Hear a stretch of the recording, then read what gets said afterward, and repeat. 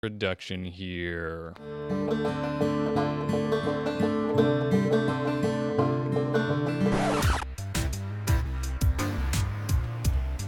That's right! It's the finale cast party, everybody who's coming in to watch it. Looks like we got a pretty decent turnout, too.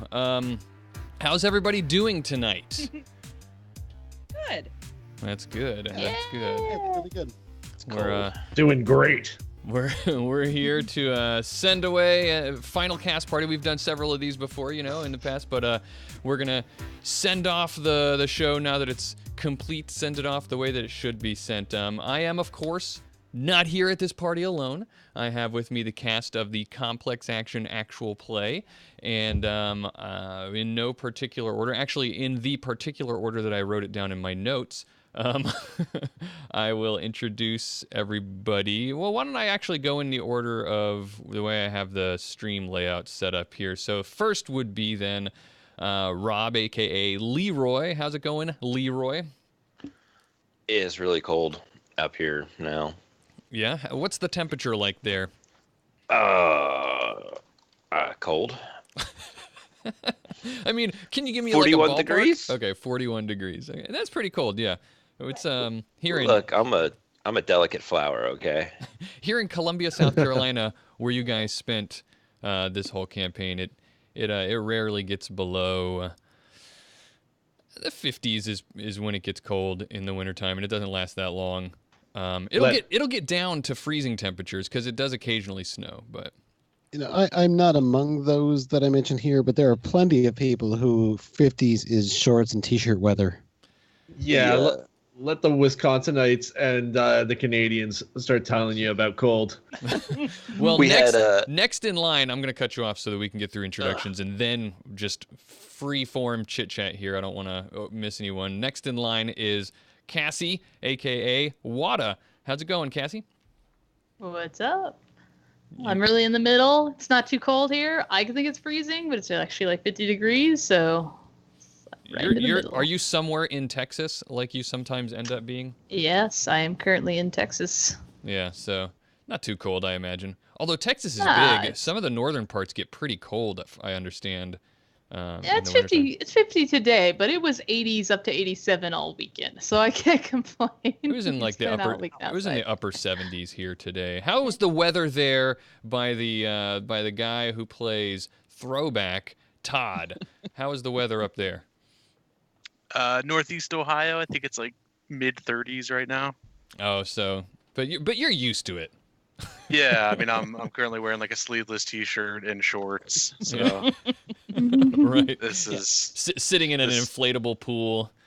yeah, right. Just sipping my Powerade over here. We're Yeah, good. yeah. But up even further north in the cold north of the tundra of Canada is Damien, who plays Payday, of course. Hey, guys. And yes, it is cold up here. It is wet and rainy, and it sucks. But, I mean, Courtney and Cliff are even further north than I am, so... Is that true? Yeah. No one thinks of that, but I mean... How the hell does that work? Yeah, well, Wisconsin is Maps. above us, so... Whatever. I don't believe you. Sounds like Canadian propaganda to me. Look at a bloody map! Speaking of, we have Courtney, who played Eon. Is it colder there than the 30s? No, I think it's in the 30s here. I saw something about it's supposed to get down to 29 one of these nights soon. Wow. Which, yeah, that's cold. It'll get colder, so it's not a big deal. Right.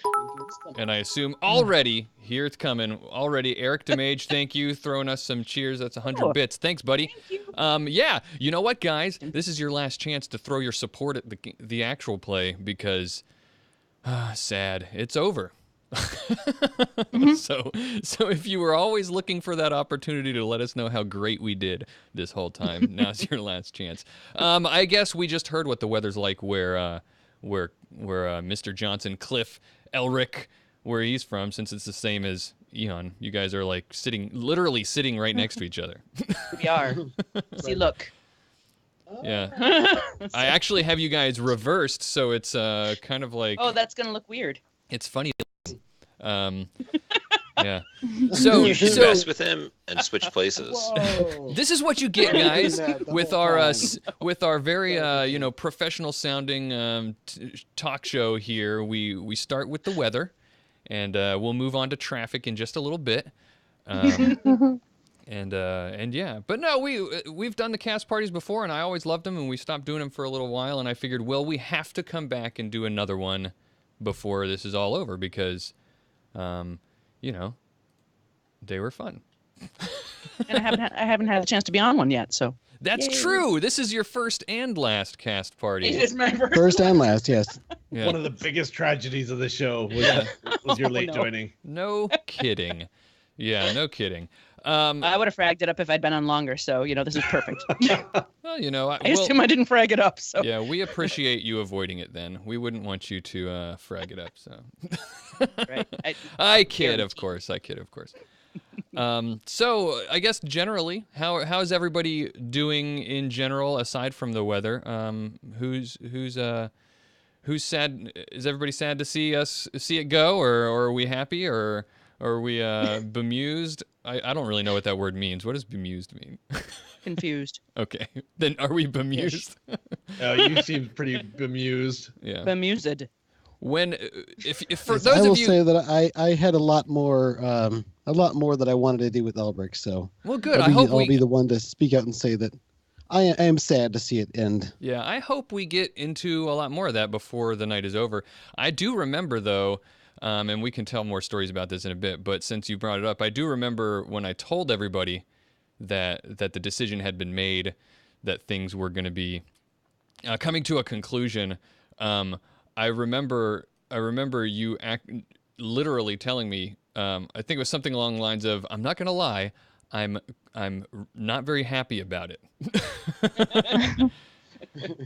And so Yeah, I didn't want to be pushy or it's your show or whatever, but I also want to be clear about how I felt about that decision. well, I For the appreciate it. record. Yeah, there's mixed emotions. Like I said, we'll get into that. But first, I want to take a look back. I wanted to prepare like a montage or something, but there's no way. I'm so busy. I should have made it a contest or something.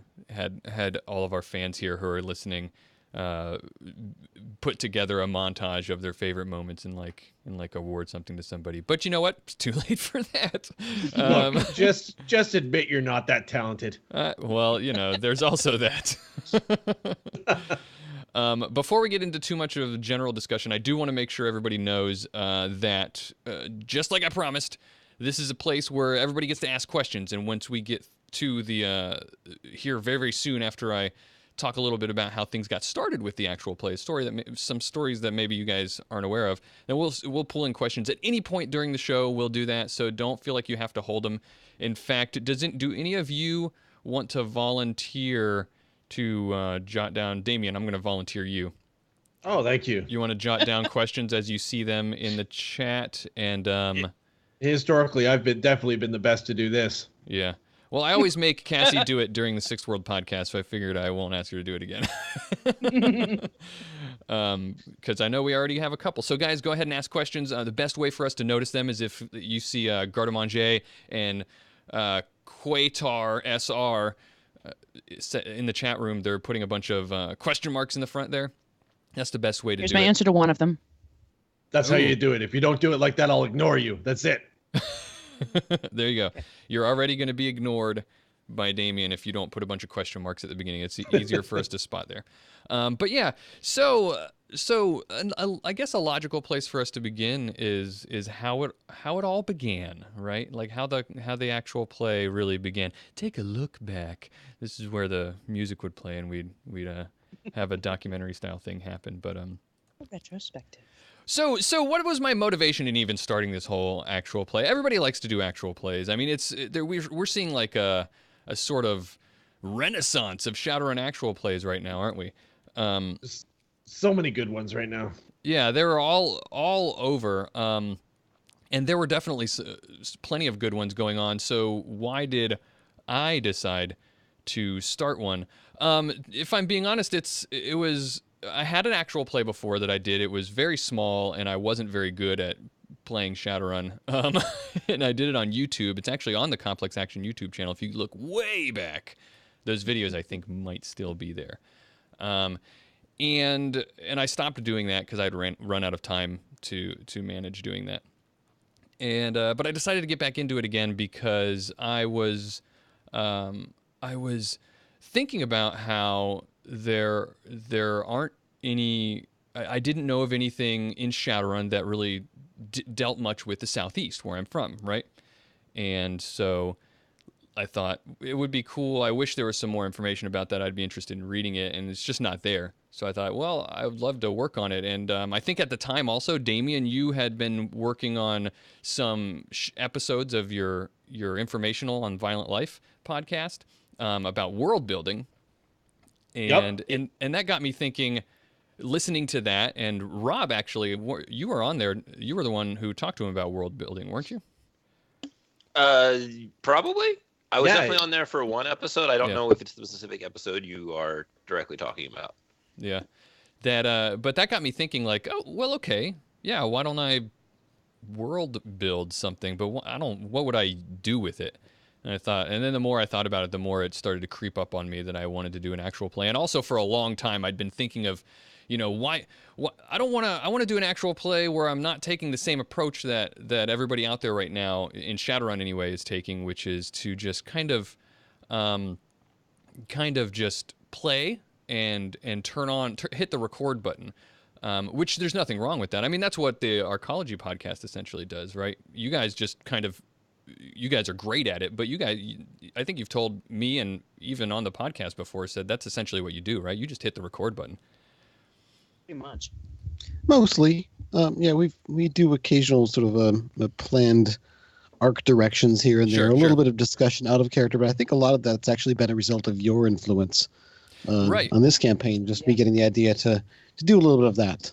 Right. So I wanted to do something a little bit different. I wanted to have sort of I can never think of like a positive way to put this, but I wanted to have more of I guess I mean a way that doesn't sound like I'm being pejorative, which is I wanted to have a more like controlling effect over the story, more of like a railroady effect, if I'm being honest. But because I wanted to focus on telling a story and role playing, and so I needed to get a group of people together that I thought would be really good at that. And then in the back of my head also I had this dream that I would get like a bunch of.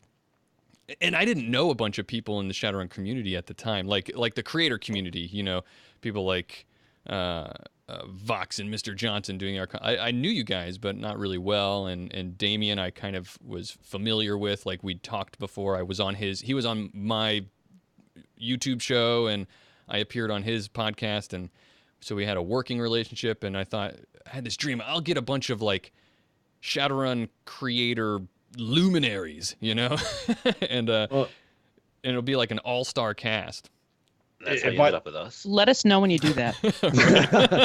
If I might intersect you on that too, I remember when you were first kind of putting this thing out there, like this was something that you might want to do on Reddit, and I think that I badgered you from that day forward, and I made sure that I was going to be a part of this. Yeah. And yeah, and believe it or not, Damien, so how did I choose the people I chose? Damien was the first person to get on board with the idea, and I had to pick him, not just because he, strong-armed me into it, but I mean, to be serious, he was messaging me about it. You were sending me messages and emails and stuff, being clearly really excited about the idea, so I was like, that's exactly who I want, right? Someone who. Well, I didn't want to do one.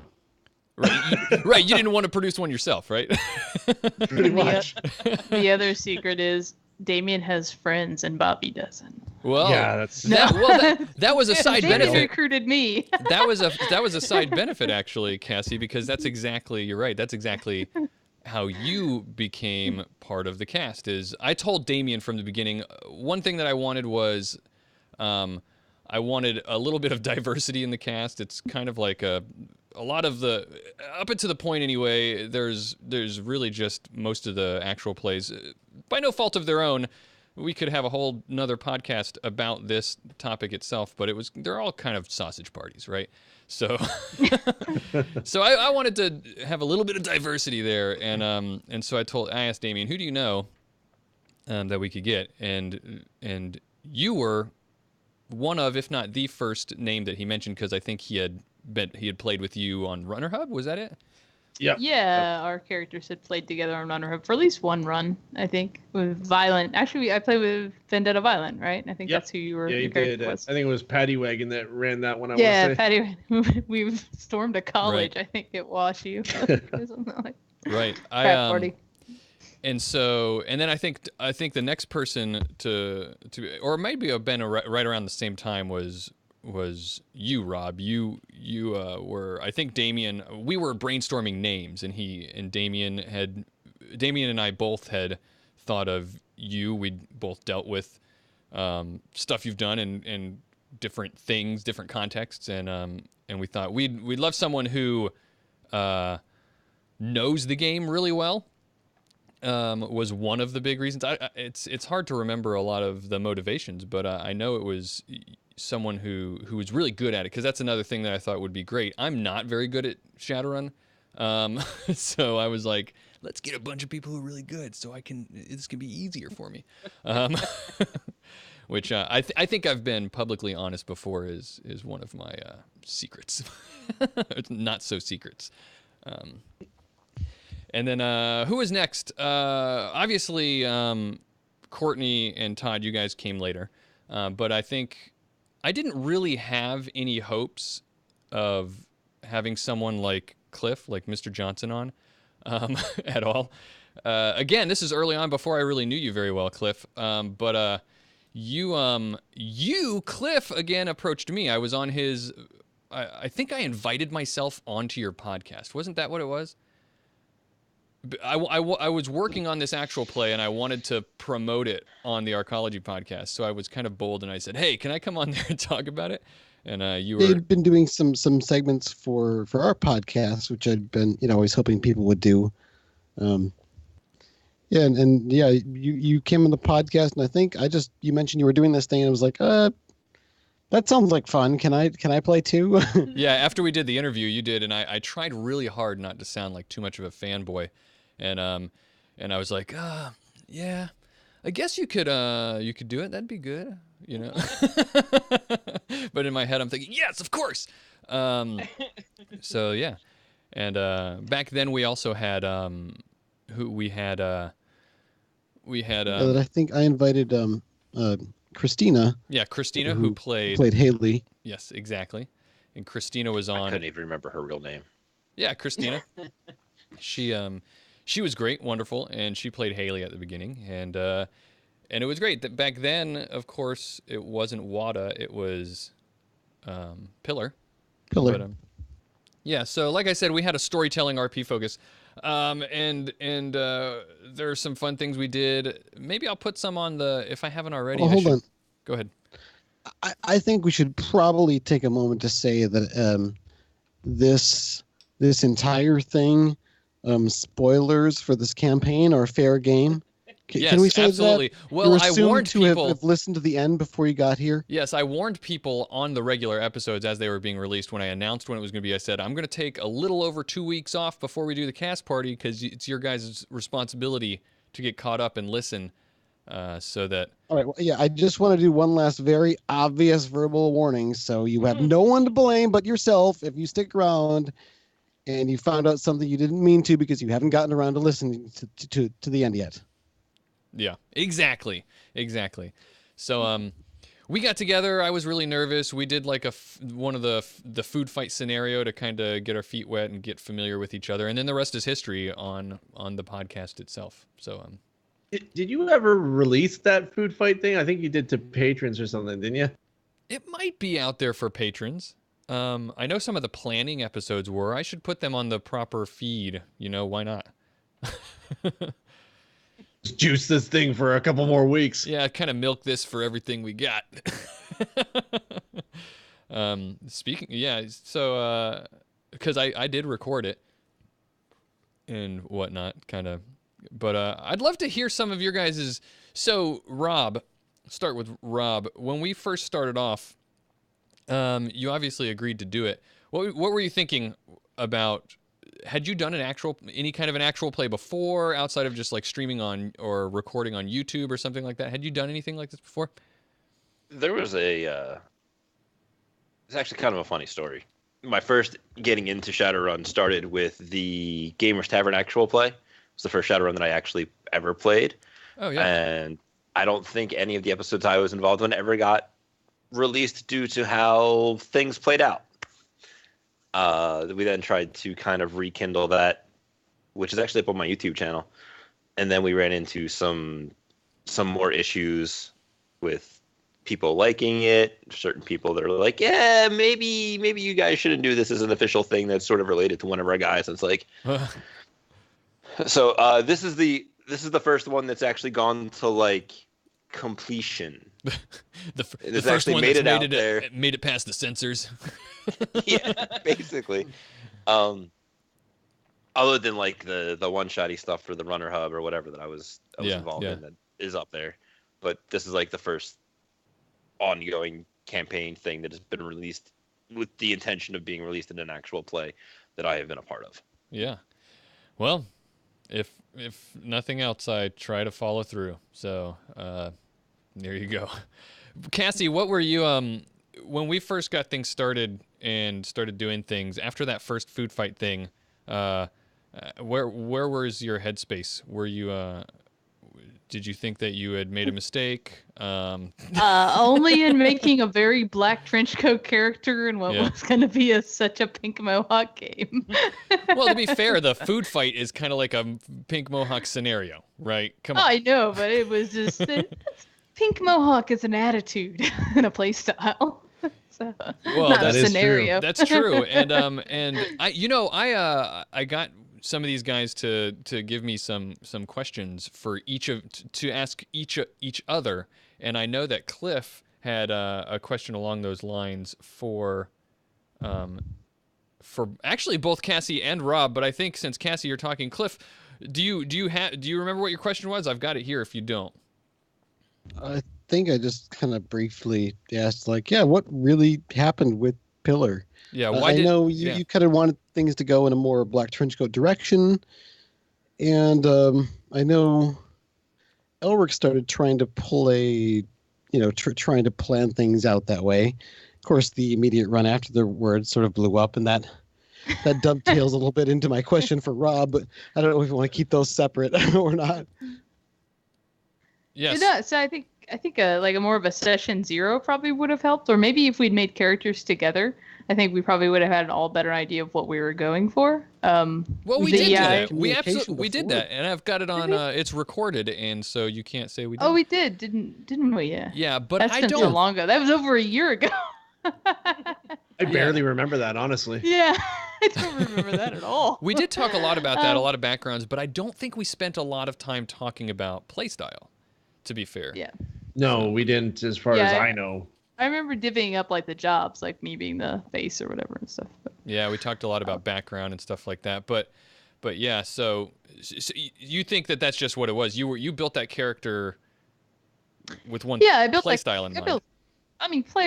Pillar spoke like 5 languages, and I think I took all the facing skills and con and stuff like that, and maybe even disguise. I think I was skills A, so I had a lot of stuff that we could have done very heavy black trench coat, and a lot of what Elric is built for could handle that very well as well. There wasn't the direction a lot of things went, but. Hopped kamikaze and set everything on fire. that was after somebody blew the stealth run by randomly wandering over and picking up a machine gun and like wandering out in front of the guards. So that leads completely against all of our plans. So in character, Pillar gets out of jail and goes to Seattle. Like I use her as an NPC. That's what happened to her. But yeah, that leads into Cliff, what you wanted, the question that you had given me for Rob, which is basically, well, go ahead and ask him. Okay, yeah, that situation, Rob, you seemed very much in the camp that wanted things to go a more black trenchcoat run. Leroy was very good at doing. I remember when he snuck into the apartment and got the scan for the maglock passkey. You're always doing really cool stuff like that, doing off clinch maneuvers and unloading people's guns and sticking them with drugs and waiting until they passed out. And Right.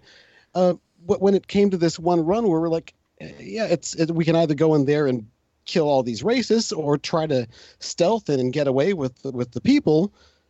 We had this plan, and then you just kind of went over to a machine gun and picked it up and got noticed, and like you didn't even know how to use the machine gun. You just wandered off script completely, which made it a very Pink Mohawk run after that. We had to burn them to the ground at that point. So my question is, what happened there? That seemed a departure that had a actually rather significant impact on the direction the campaign went, I thought. So part of it was a couple of things. One, there was we never got into like his background, but the reason his head and ears were all cut up is because of racists. So when it's like, hey, we're gonna go mess with these racists, it's like, Sure. okay. Part of this is he wants a little comeuppance, I guess. And then part of it was also the thought process that like we're sneaking up, and I believe there was this before or after the other one with the where I had to push throwbacks wheelchairs, we ran away. This was before that. Throwback wasn't a part of the Okay. that run. My timeline gets a little messed up. The other part of it was I know I have some pretty good sneaking dice. Other people don't exactly have great sneaking dice, so my thought process was, hey, when their dice inevitably fail and it comes down to it, I'll have a machine gun. Lo and behold, it was my dice that actually failed. See, in my memory, I think that in the spot, I mean, we had thrown around like a dozen plans before that, and I felt that when you went to do that, you had thought it was kind of going to go a different way because you snuck up to the truck, in my memory, and you got up there and you took a wrench and you undid the machine gun, and then suddenly, ka-chunk, you've got a giant machine gun in your hand. Right, Yeah, right. There was something that didn't quite go according to plan there. Then people were like, "What are you doing with this machine gun?" And you're like, I guess. Right. And Well, I remember we talked about, since there was two of them, Disabling them. we had a plan We for could have those things two- that was throwback. well, no, we were going to have Payday jump into one of them, and he would be able to use his gunnery dice to shoot things. And it was like, all right, well, what are we going to do with this other one? Honestly, Now it's like it was like a classic thing of like when you brainstorm too many things and then Right. people's minds drift and they just get this idea that, oh, this is what I was supposed to do, and I then like that. Yeah. oh shit. Yeah, and I loved playing through the result. Elric was just convinced that no matter what we did, it was going to come down to fire and death. Yeah, And he it's was just a careful. matter of time. So he was almost relieved when that happened. And I, as a player, was like, all right, yeah, let's pour it on now. I have an excuse. Well, I'm that not going to be was the one blamed for burning this thing down as much now because I didn't start it. yeah. course I So was blamed that for it. run, Yes, you were. that run where you guys went into the camp for the Knights of the Confederacy, which was this this basically terrorist arm of Humanus in Colombia. That was kind of a turning point in the campaign for your group, for the tone, for everything. In fact, that was the point when Cassie, you decided that you were going to retire Pillar and bring in Watto, wasn't it? Yeah, because up to that point, I felt like Pillar wasn't exactly a pacifist, but I was wanting to take different routes to things. And I mean, I should have known this when we started. Like Cliffbit Firebringer, I've played with BAMPs before, and then we had like Silverback and all the drones who were armed Right. to the teeth. We were gonna want to shoot things, so Right, I right. don't know why I went into it with this concept that we would try to talk through some stuff. 20 So I, insight. yeah, so and Wanda embraced that more, so she was a lot more fun to play once we got into it. And I think, and I don't want to speak for our fans, but I feel like the feedback I've gotten, I think a lot of people felt that about Wada too. That for the story anyway, that was probably the right choice to make. Todd, you've been pretty silent. So we actually have a question which is similar to something that I was going to ask you anyway. Gardemange in the chat room asks, Throwback, in coming into the established party, were you as a player apprehensive at all, or did the players themselves put you at ease? You know, how were you, Todd, feeling as coming into a pretty established group? It actually relates pretty well both to Todd and Throwback, because they both were in a position to be, injected into an established situation. Right. Well, you and I actually talked about that behind the scenes a lot in Throwback's kind of personality and background, right? Yeah, and for me as a player, I was nervous only in that I really enjoyed the chance to play with some, Shadowrun celebrities, essentially being just a friend of a friend in the campaign. Sure. It was an honor to get the invite. I wasn't so nervous in playing Shadowrun because thankfully the Matrix was a side of the game that I spent a lot of time learning. So I was pretty confident to be a decker, especially because the decker's kind of like a solo guy anyways. So I wasn't worried about stepping on too many toes as I entered in and found my groove with the group. Yeah, I thought it went pretty smoothly. Yeah, that was one of the reasons that that your name was brought up, is because Christina had to go, and so that was the hole we were trying to fill, right? Is the Matrix support, and I was told that you knew decking rules really, really well, so that was definitely a plus. I believe there were 2 stipulations that this stranger named Bobby sent me a private message with. He said, I'd like you to play this game. You're going to be a Matrix character, and you're going to know a lot about gangs. I was like, okay, I can work with this. Right. It kept. That's if funny. I could ask. That's exactly right. I told those 2 things to you, and it was because it kept coming up before you showed up. It kept coming up where I'd plan these like things, and like a terrible GM, I didn't ever look at my players' character sheets to check to see if they'd be able to do the things I wanted them to do. And I kept thinking like, oh, okay, this will be easy because, somebody's got to have a gang knowledge skill. That's just someone in every Shadowrun team. At least one person has a gang knowledge skill, and none of you do. Except ours. So that's, I told Todd that. I said, okay, you got to be a Matrix character, and I don't care what you do, you need a gang knowledge skill. And that that informed the fact that you chose that you wanted him to be part of a gang. Yeah, I mean, I had some ideas, especially with the unique setting we were being dropped into. I found I was excited to do something that wasn't necessarily like Shadowrun cliche, but once I was told, it'd be really cool if you had some gang knowledge, I was like, okay, Matrix character in a gang, it's a little tricky, but tried to find something to make it work. Yeah. So I'm curious, did it put you more at ease or less at ease by just how much of a jerk I was to your character in character when you just immediately upon starting the game? that was probably one of the biggest challenges. Was like, oh no, he's being mean to me. What do I do? And it's very Throwback too. Like Throwback wasn't a confrontational guy. He was definitely like a, hey, I'll do it. I'll, whatever it is, I can do this thing. I'm confident. But yeah, as a player, I was like, oh no, he's mean. He was never mean in any of the other episodes. Yeah, it's funny. There were so many. Cliff out of character. Going through some direct and projecting it all onto Throwback. It was perfect. Yeah, I as a player liked it in retrospect, but as a person, I'm like, oh my god, he's mean. Yeah, and as a lesson to all of our GMs and players who are listening, as a lesson of the way to do that, Cliff was so great about it. We would get done with a session, or even like we'd take a break, and Cliff would be like, Todd, I hope I wasn't.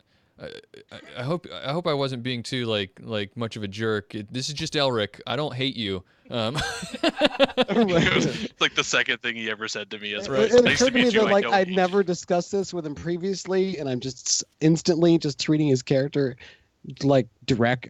Yeah, right. So always do that. Have out-of-character discussions with each other. Make sure everybody's on the same page. And Cliff, probably before you jump into a thing like right? that. Yeah. Maybe before you start talking about how terrible your teammates are. I do see a question that just popped in, and we're going to get to some of the other ones. Damien is definitely keeping track of them. And Damien, if you see one that's really topical to what we're talking about right now, feel free to interrupt me, okay? See, what I want you to do is when we get around to you wanting a question, I've got so many good ones here. Just tell me who you want the question for, and I will read it off. Oh, great. Well, I do see one right there that was just asked by Quatar, who said, did Haley leave because the player didn't have time anymore for the game, or were there quote-unquote creative differences? I think I said at the time, at a cast party maybe even, that it definitely wasn't like creative differences. There was no animosity or no ill will in separating. Christina, just like you're saying, didn't have time anymore. There was a lot of things going on in her real life that just made it so she didn't have very much time to play anymore, and she had missed a session or two before that, really trying to push herself. She really wanted to do it, and she had to miss like 2 sessions in a row, and she felt really bad about it. And so to help us, she made the decision just because she was so busy. And we were sad to see her go because we loved Haley. In fact, they were big shoes to fill. It was really, that was probably the most intimidating part, was she was such a unique character. Yeah, because you listened to all the episodes up to when you joined in. So you knew who she was and who you were replacing, so to speak. But yeah, we liked. That was a big influence. Yeah, we liked Haley a lot. In fact, as you know, a lot of the plot that went on from then was driven by that character, because she was really, really interesting. Wait, yeah?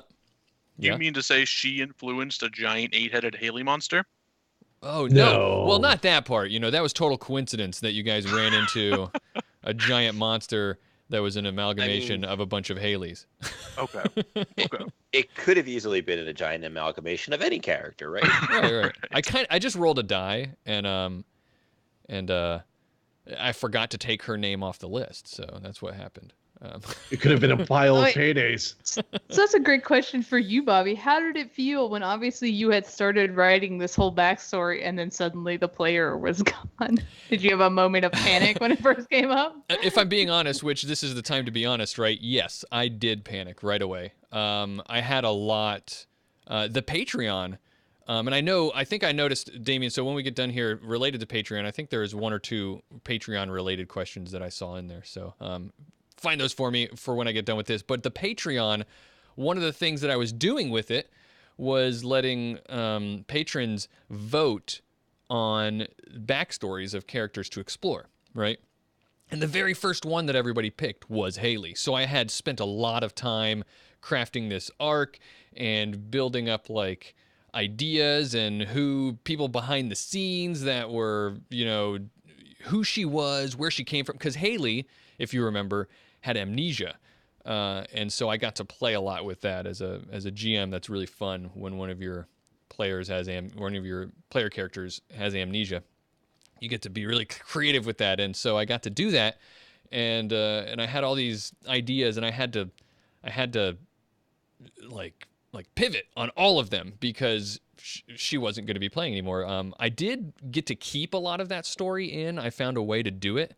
Essentially, what you guys did find out about Haley was the story. It's just I had a lot of other things planned, and she was going to take part in all that revelation and stuff like that. So,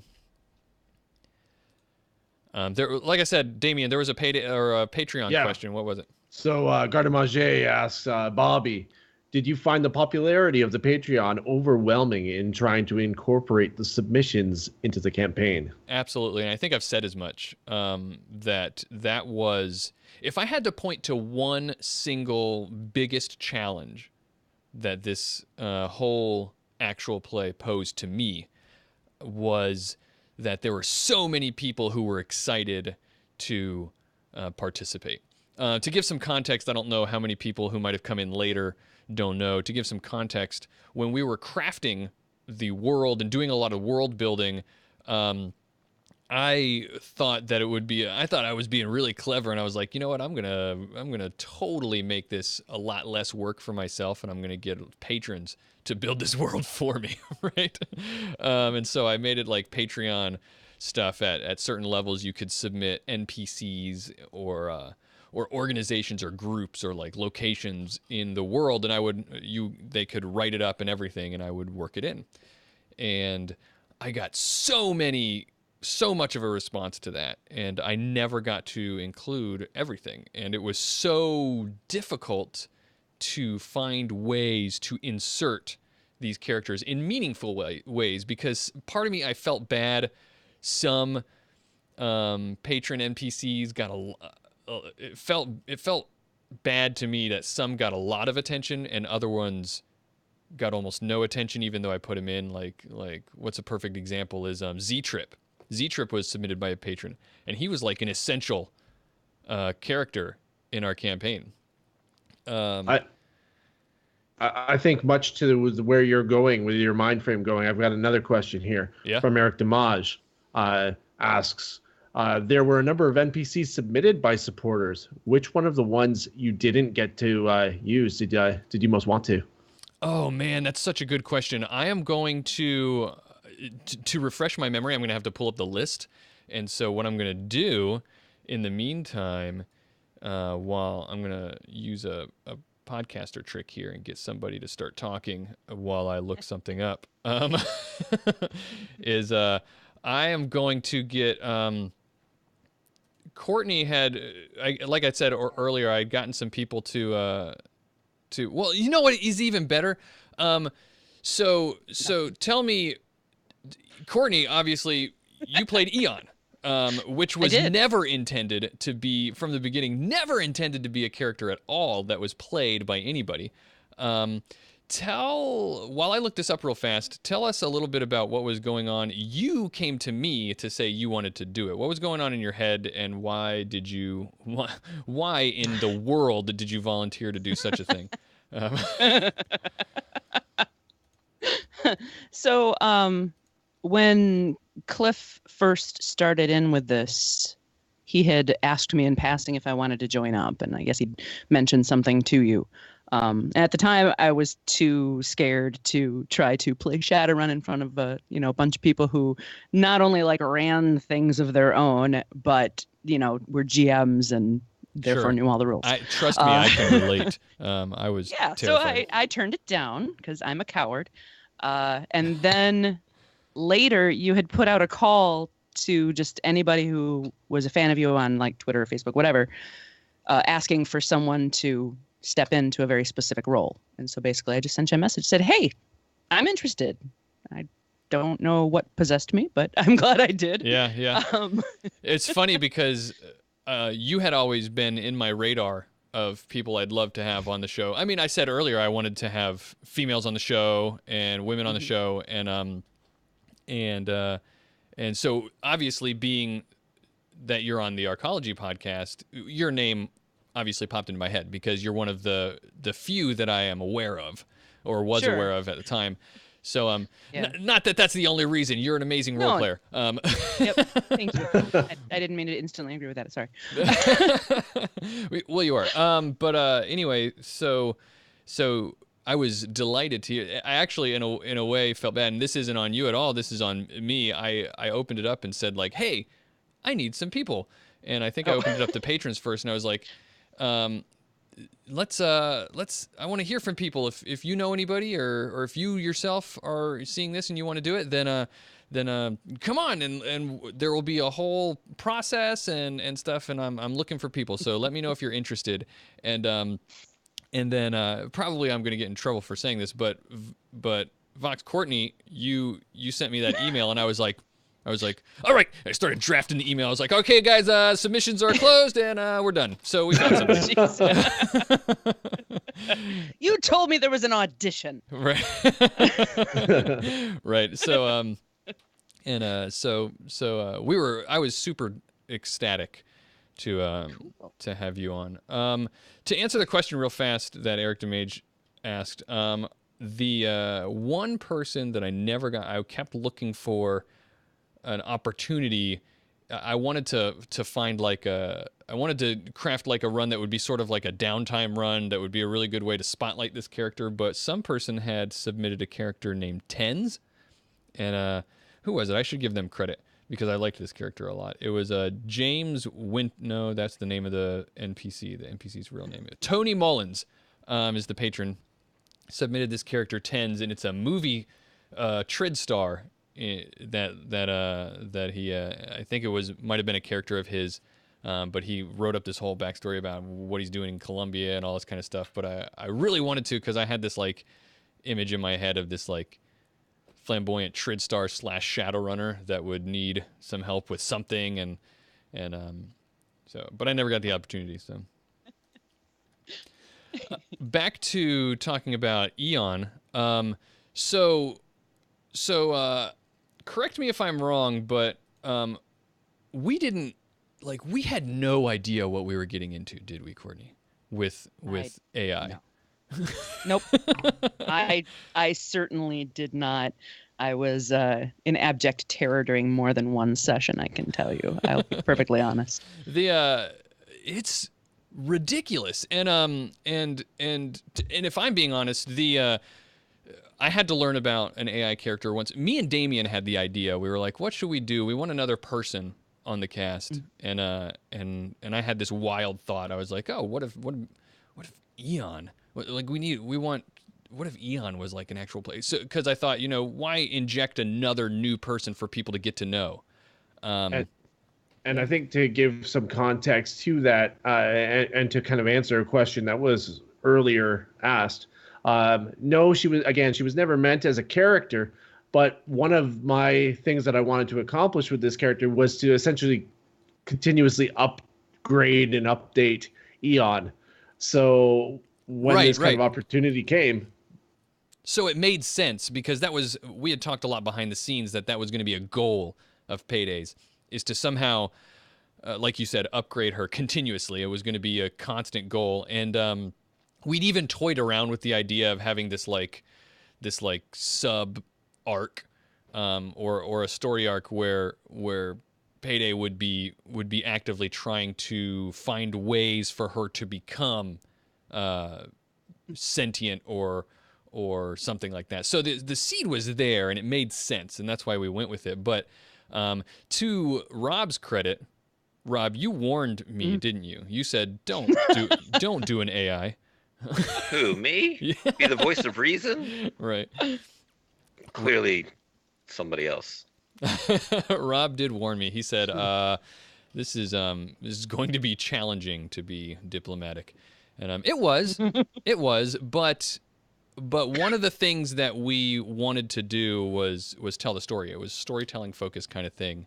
And I'm not just, like tooting your horn here or anything, like that's why you were a perfect fit for that.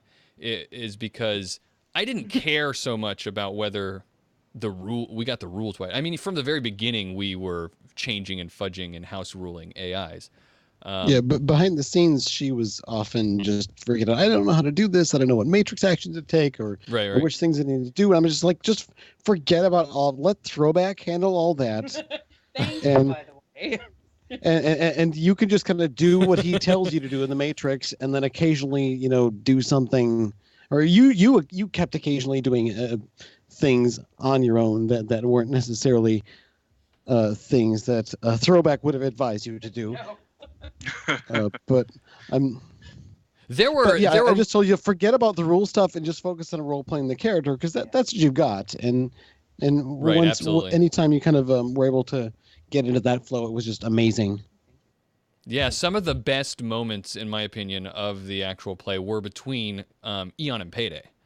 At the end, that was so much fun. Yeah, that was so much fun. It was really good. There was obviously a connection between Eon and Payday. It was kind of like baked into the character, but Throwback, I was surprised. I guess I shouldn't have been, because you were both Matrix characters, but Throwback started to have sort of like almost for a brief time there, because, it didn't last for a super long time, but you guys had sort of like a buddy chummy kind of relationship there. What was your perspective on that, Todd? Well, I said it before, like the Matrix is a solo art, right? I remember saying that just a few minutes ago. And when Eon got introduced as a playable character, all of a sudden it wasn't, and it was really cool to be able to have somebody, there with you along for the ride, both thematically. Like I loved role playing my first trip into VR hot sim, in the bathroom sneaking through with Eon. Yeah. Like, no, it made it a lot more fun. In the place that I am doing my best, I was able to have somebody there to also, role play with, because obviously that's the goal, is to role play. Throwing dice is just a byproduct of what we have to do to role play with one another. Yeah, it was a lot of fun. That whole dive into the host of, well, not that particular thing actually, but it was when you guys did your whole dive into the Lone Star host. That was one of my favorite sessions that we played. It was good. As difficult as it might have been to wrap your head around the AI rules, Courtney, you guys, the RP that you had to justify the actions was just great. You guys were doing such a good. It was really fun to play that. When it was two entities tripping over one another, both with an idea of like, well, this makes sense. Oh, but this also makes sense. And then just the tangle mess that we got into. Right. I would love to flash forward 6 months from then, when they're probably doing the same thing without even words being spoken to one another. Right, yeah. Totally. But in that moment of just like, this makes sense, and then just having to throw hammers and brute force our way and just try to come out with something. I think we got a file out of that. Like, yeah, it was fun. It was successful, but it was bloody. It was bloody. You were the one that was bloodied. Oh, that was one of the best moments, right? Like all the lights in the host turned red. Everybody knew about it, and throwbacks like Eon, get out of here. Yeah, run, and he held them all back. Yeah. And that was not missed by Eon. Yeah, it was a cool moment. I liked it a lot. What was I gonna say? I lost my train of thought. Since we're talking about Eon, I know that Cliff also had a question for you, Courtney. It had to do with the fact that you were brought in. What was the question you had for Courtney? Don't you have it written down there? I don't remember. I don't want to steal your voice, so I'll definitely ask it. He asked, what do you think it would have been like if you'd been playing Eon from the beginning? Oh, that's interesting. We decided the twist with Eon is that I think, or you guys decided, I didn't, was that Eon had been essentially a sentient, or at least a dormant sentient all along. Yeah. Yeah. Yeah, and if she'd been with the group from the beginning, honestly, I really don't know.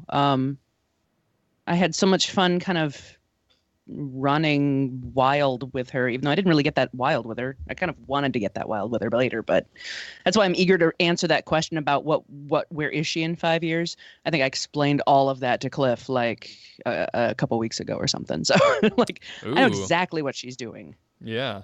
I'll tell you now, or I can tell you later. Tell us. Go for it. Okay. So you know how, spoilers ahead, you know how she and Elric and Payday took off. They were all fragged up, and she basically put in the route, and, we drove the thing over there. And I see these two kind of chilling out, recuperating. There's a lot of PTSD there, understandably so. And to take care of her boys, she's just going to start hacking shit. Can I say that, Drek? She's going to start hacking Drek. And she's going to make sure that we never have to work again unless we want to. And eventually she's going to become a super fixer. Ooh. And oh, man, that's such a cool idea. Yeah, I mean, why not? She can be anywhere she wants. And, no one has to know who she is or what she is. And we can just stay safe in a little beach house somewhere on the coast. That's a really cool idea. I like that. So you alluded to the way things ended, right? The that sort of Payday and Eon and Elric drove off into the sunset. And I want to talk about that because I feel like there's a lot of emotions that were there, and I know I had a lot of things going on in my head, and I've rapped about it with Damien since then and everything. But before we do that, the other half of the group, obviously not everybody participated together at the end. There was a split that happened, and that split was largely because Wada and Leroy kind of saw the writing on the wall. Is that a right way to say it, Cassie? Made the smart decision.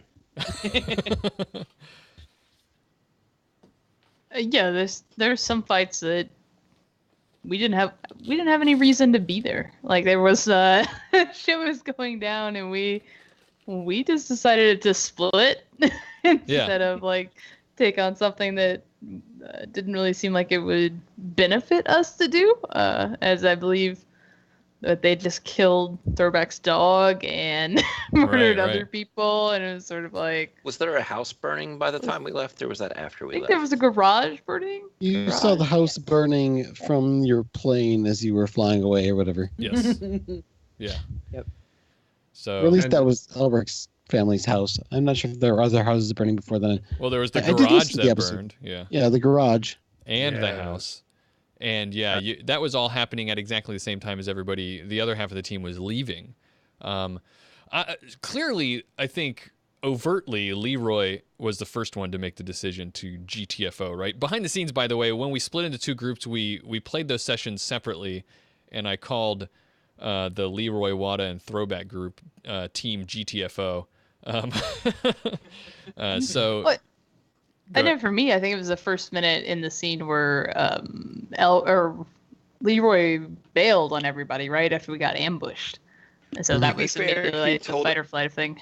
He told everybody to leave, and was like, and then you "This is let up the combatant that you had immobilized and let it wipe out what few defenses we had left at the turning point of the combat where we were just starting to win. Yeah. We were just starting. Bobby, and tell there them were we weren't starting repetitive to calls from Elric to come back and help.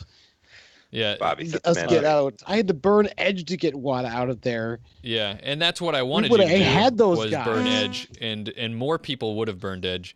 I had some nasty plans for Leroy. I had my eye out to get Leroy from the beginning of that encounter. If I'm being honest, and you were hitting milestones. You got the drone.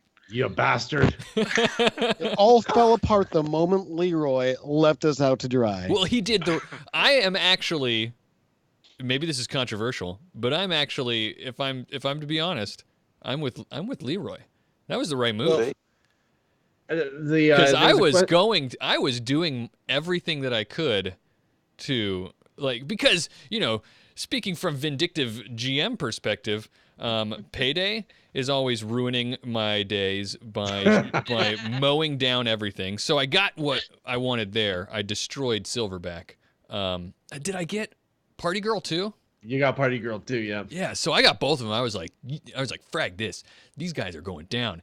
And Leroy, it just shrugs off every bullet I throw at him, and also he's always throwing bola stuff at every big combatant I throw at him, and just immobilizing everybody. And so I was like, I've got to take, because Leroy's built as a tank, literally. That's how you built him, right? It depends upon what you qualify a tank as. He is in the 30-ish area for soak. I call that a tank. I've never had anybody with more than 21 soak dice. So It definitely made for interesting story, and was a great move, and just sort of showed a contrast in how Leroy actually viewed the world, as opposed to, say, someone like Elric, who's still in superhero Shadowrunner mode. Yeah. We can do anything.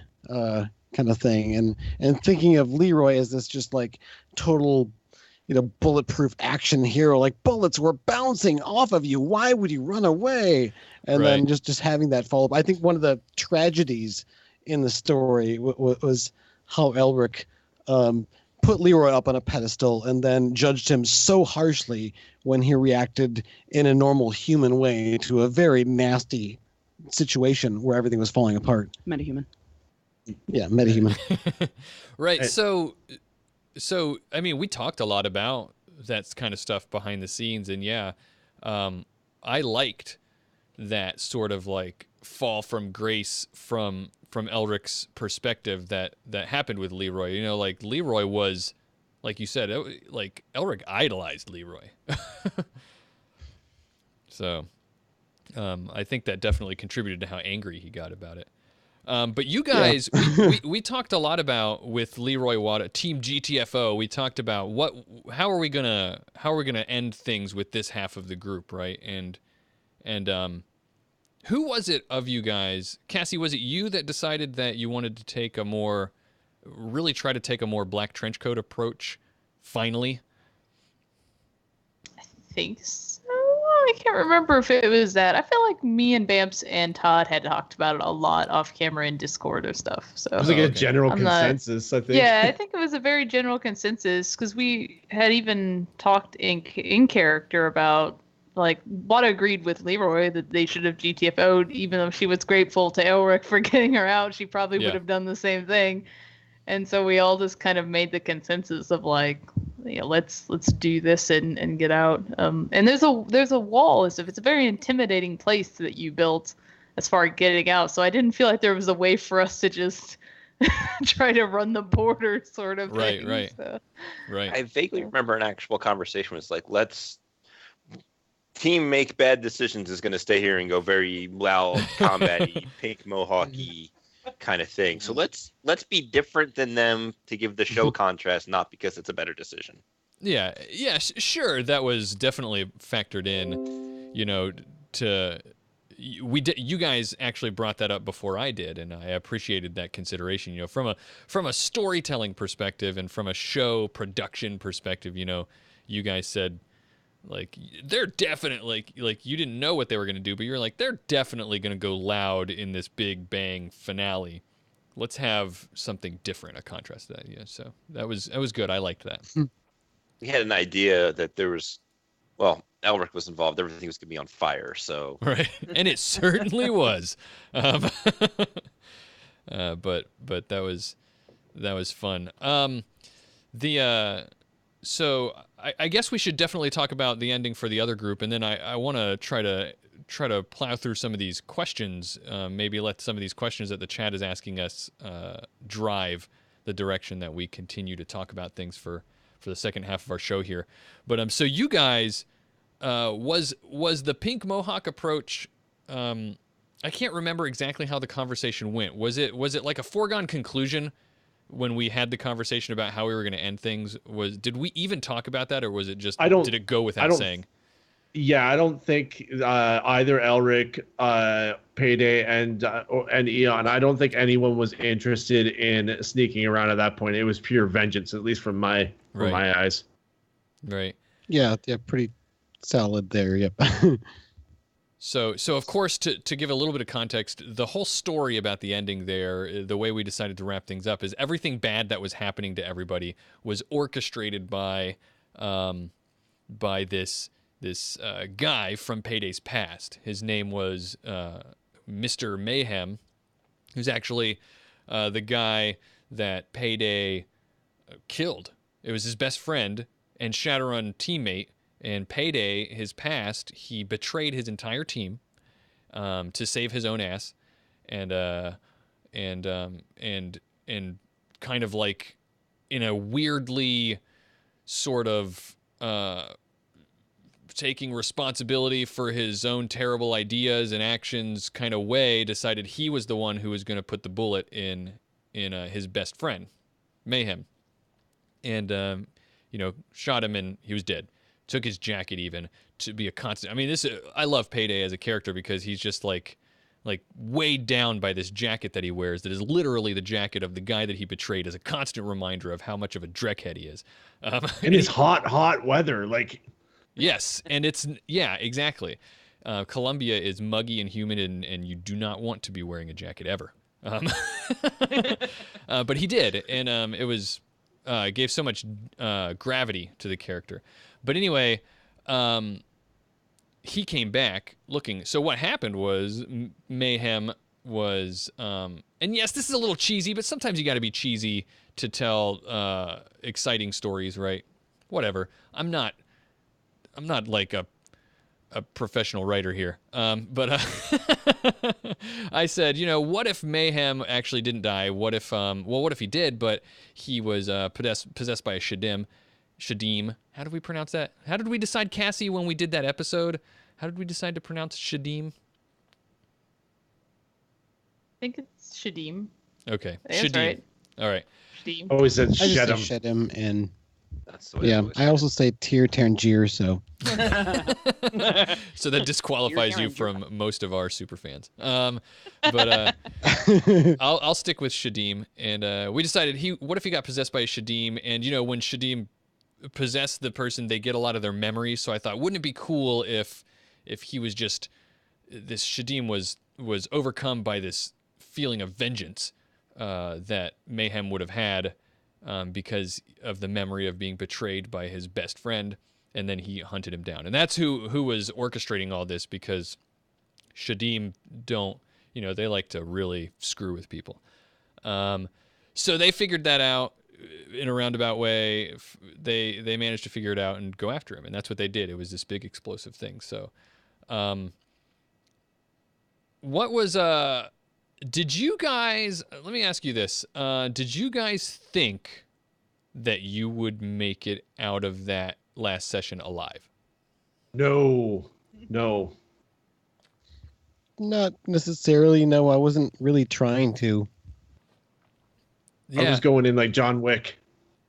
We talked a lot about John Wick, didn't we? Because of Throwback's dog being killed, and But John Wick survived. Yeah, so far. So fair.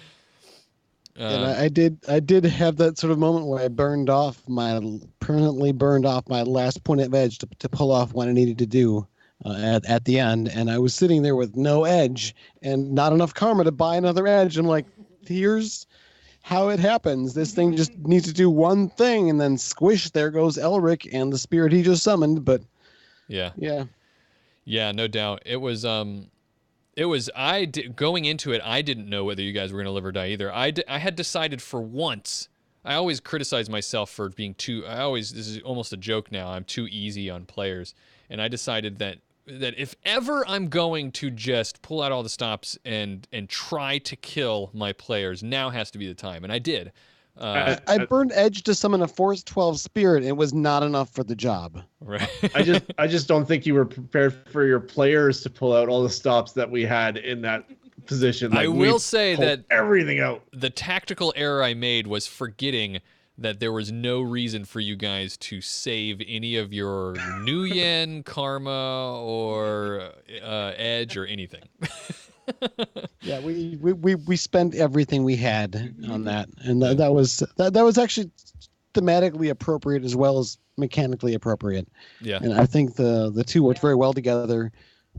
Yeah, those two went in to burn everything down. I mean, there was no question that was their goal, and burn all their resources in the process if need be. So from an in character perspective, did Payday also not expect to come out of it alive? As a player and as a character, I did not expect or anticipate Payday to come out alive.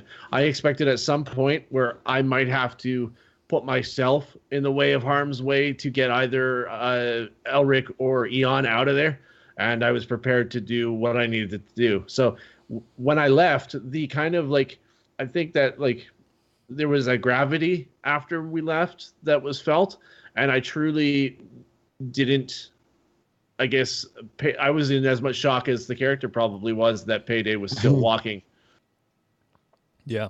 And I remember at the end, I was, with Elric, it was done.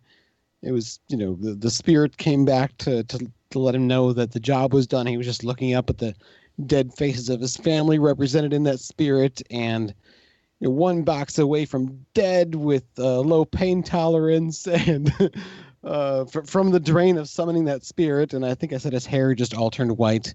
It just sort of like had been retching before on the ground and just sort of gave it a sob and laid there just spent. And he would not have left that burning building had it not been for Payday picking him up and carrying him. I thought that was an interesting sort of parallel to when Payday gave the gun to Elric and said, "Hey, this is my fault," and Elric, chose not to off him at that point. Yeah, and chose not to see it that way. I hadn't thought about that, but you're right. There's a really interesting like mirror there, but that leads into something I wanted to talk about before we go on to taking some more questions, or issuing some of the, or dealing with some of the questions, which is the last scene of the whole thing was basically the three of them driving off into the sunset, right? There's Payday driving, and it wasn't his Phoenix he was driving, which I'm sure was really sad. But no, it was. Was it? Yeah, it was. Because I smashed the side of it on the wall there. Oh, that's right. But it wasn't. It was still, there was a lot of damage done, which probably hurt his feelings a little bit. But I guess he decided to do that, but he didn't think he was going to make it. But anyway, so he's driving. Elric is basically, I think he was unconscious from physical He was still conscious. Was he'd been carried out. He was more catatonic, I think. Yeah, I think you're right. Would be a better word for it. But he wasn't doing well because he was physically under a lot of, had a lot of damage and also stun as well. And there was Eon in AR in the front seat next to Payday. This image in my head will never, I'll always remember this. She had her arm, elbow outside the window. And, it was, I think the way I described it to Damien, him and I talked about this after a couple of days after the fact, after some time had passed to process it. And I just had this image in my head was of Payday being a sort of like this reluctant father figure, who was, Eon, who has always been painted and kind of like everybody joked about it, but painted as almost a daughter figure to him at the end. And Elric becoming almost like his son that he's decided he's going to take in and take care of. And, but also this like really moving image in my head because Payday would never, and probably still didn't want to choose that for himself. He didn't want to be doing what he was doing, but out of some sort of like sense of duty, like he was going to do it.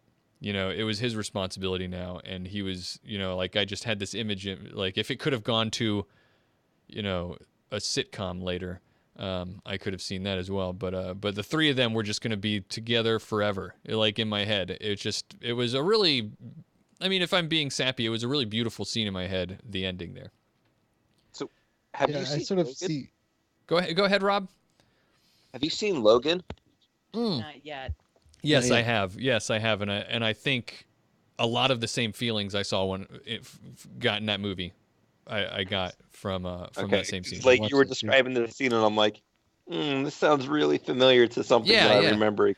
And I think you're right. There are a lot of the same themes. So anybody who's listening who's seen that, it felt the same to me. I didn't make that connection, but you're right. There are a lot of the same themes there.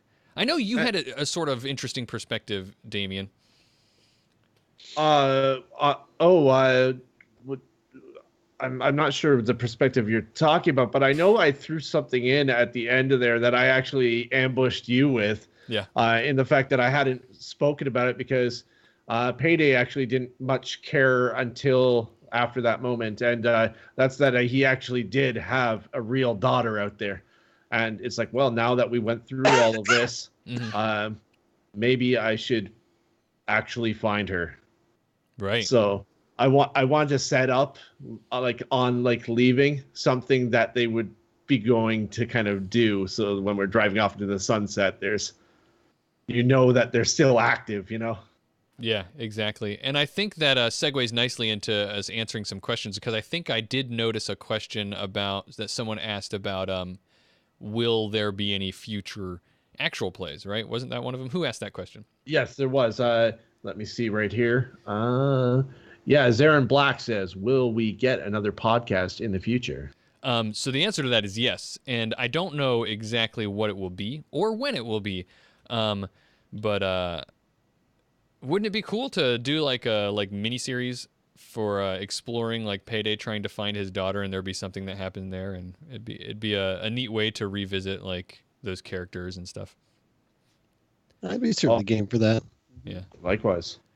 Like I said, we don't have any plans for that, but I think that's a really interesting idea. I know the only plans I have is, yes, I want to do something else, and to give any details about that would be, the only details I have is I know I want it to be of limited length, miniseries type length, or basically I want there to be a planned out, there will be an ending. It's not going to be an indefinite length thing. And I want it to be highly produced, in the sense that there will be like music and sound effects and everything. And I'd probably do it in more of a a hypercut. Like if you know any Sasquatches, we are hiring. Always hiring Sasquatches. Right, and it would be sort of like a pre and post production type thing. Like we'd probably record the whole thing from beginning to end, and then go into a post-production phase and stuff like that. So it would be much more produced. So look forward to that. It will happen. And I think someone gave me the idea of this at one point. I like the idea of trying to pay back the people whose NPCs and stuff that I didn't get to put into it, and somehow finding a way to get their NPCs into any future stuff that I do, or working with those people to help me get some new stuff. But Did you ever listen to the Dragon Variation? No, you've told me that more than once, and I have a really good friend has been a friend of mine since high school, who even years ago told me that I should, when I first started thinking about this actual play, told me I should be listening to that. I actually had one of the players from that group at my table when I ran a game for Gamehole Con this last week. Oh, wow. Nice. Cool. It sounds like what they did sounds very much like what you were trying to describe there, where they like played everything out and then went back and highly produced it. Yeah. And it sounds good. There are some storytelling choices that we can talk about after you've consumed it. But yeah. Well, that's always the difficulty. It's a really careful balancing act, Yeah. I was going to say check out Sonic Realms as well. He's doing some neat stuff within a Shadowrun actual play as well. Yeah, for sure. Along those lines, I know that the way that I would produce any future stuff is similar to the way that we did the ending here. And briefly, I don't want to go into detail about it, but because I want to get some more questions. But you guys know that, obviously, because I did it with you, we very much talked a lot about how the story was going to unfold at the end. It was not railroaded by me per se. Like, it was a collaborative effort. We all just told the story together, but we knew ahead of time. I kept making the parallel between, for the last couple sessions, for the last 2 or 3 sessions that we had, I kept making the parallel between our show and producing it in a way similar to like what I keep Curb Your Enthusiasm. If anybody knows, it's improvised. So each scene, the actors would go into it knowing what was supposed to happen. But they were given free range to improvise within those constraints. And Todd and Cassie and you guys did it first. How did you guys like that style? I thought it came together really well. I remember being incredibly happy sitting there at the beginning of that recording, fleshing out the idea and just being like so on board to then have that idea, but then also I was like super excited to see how it would actually play out and what it would look like in character. I thought it was a lot of fun. Yeah, I never got a chance to like ask you guys this question. So, but so you felt like you had a lot more buy-in to what was about to happen? Oh yeah, definitely. Yeah. I think Rob, if we're to talk about like mistakes that we made and everything, I've more than once credited Rob with making me realize that I always wanted to tell a story and be storytelling focused. And Rob was one of the people who made me realize one of the big mistakes I think I learned from this whole thing was, if I'm going to do that, stop trying to run the thing like a normal campaign, right? Isn't that what you said? Like let everybody know what's going to be happening so that you guys can help make it happen. Isn't that, you told me that that's what you felt constrained by, right? I vaguely remember something along those lines. I'm sure at the time the words were much more eloquent and well defined and thought out Than what I just said. Thanks, pal. No, than what I am saying now. I'm just because it's sort of late, but not actually late, but getting there. I gotcha. But yeah, no, that was one of the things, and that's one of the things that, you know, I will bug you about after this, about a thing that we'll probably get the plugging later. Cool, yeah.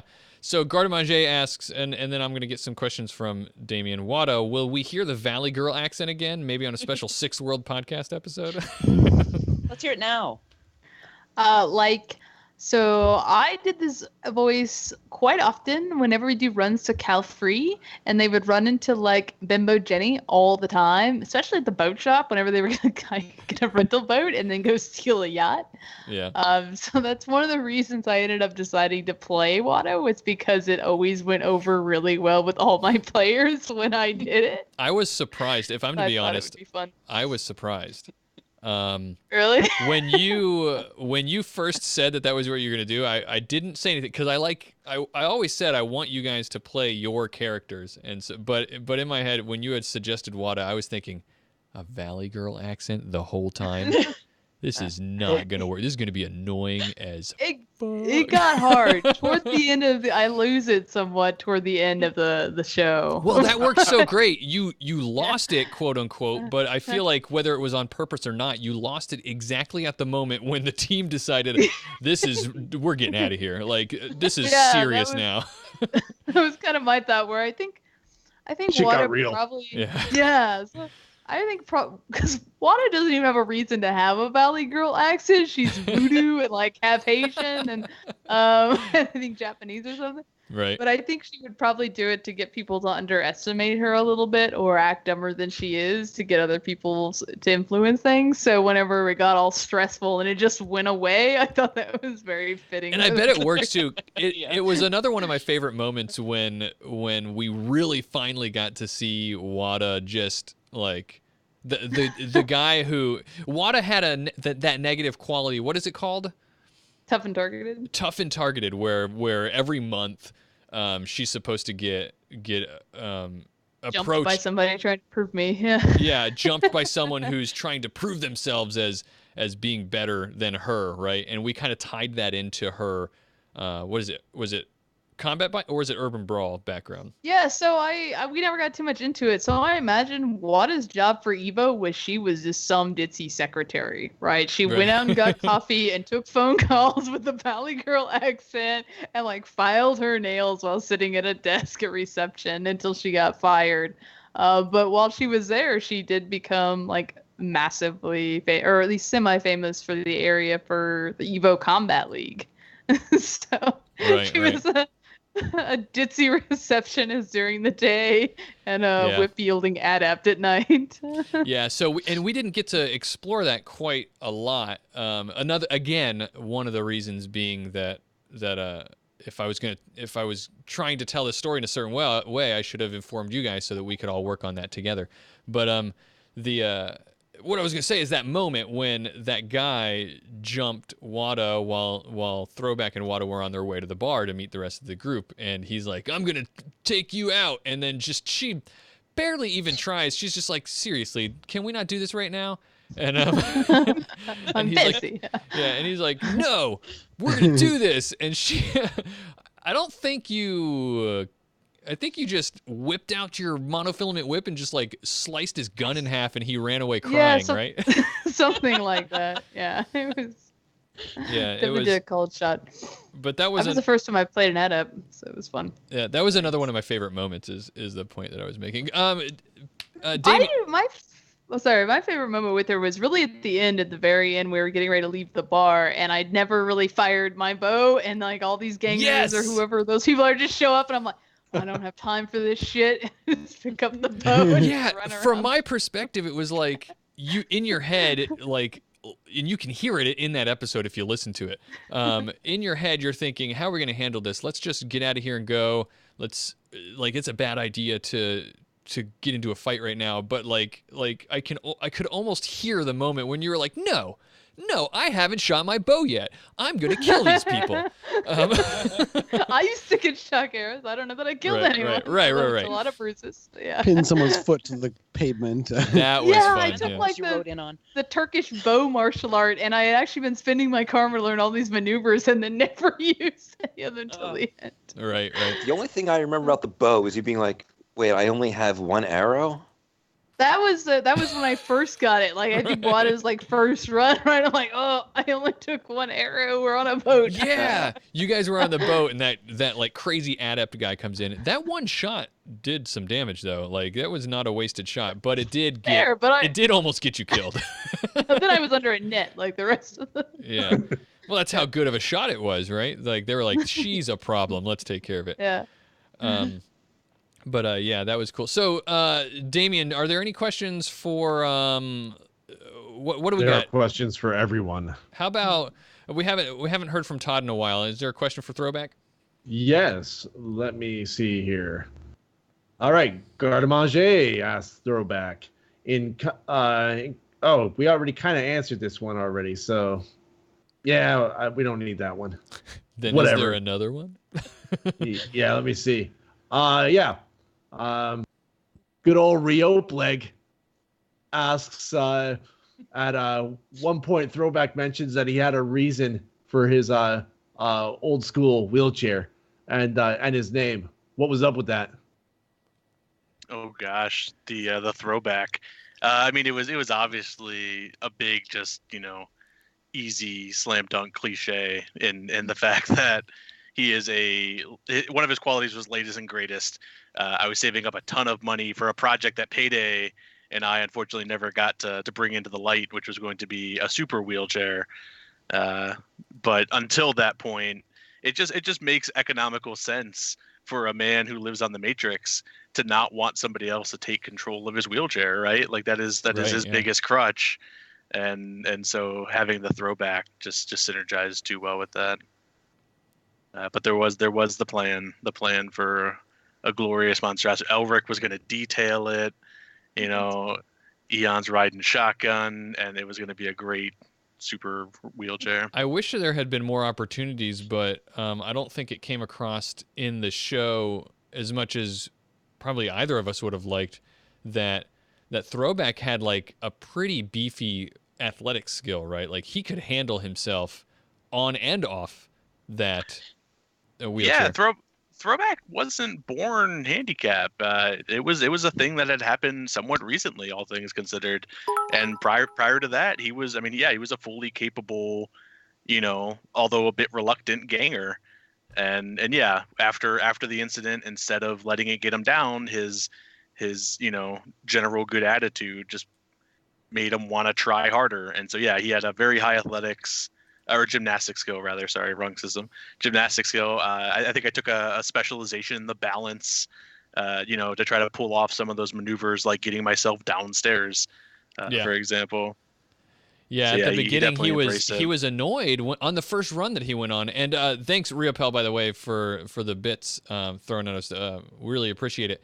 But at the first run he went on, he was annoyed that everybody wanted to help him down those stairs. He was like, "No, I can do this." Yeah, it was totally within his capability. Although the way that I roll dice, I'm sure I would have landed on my face. But throwback had the capability of doing that. Right.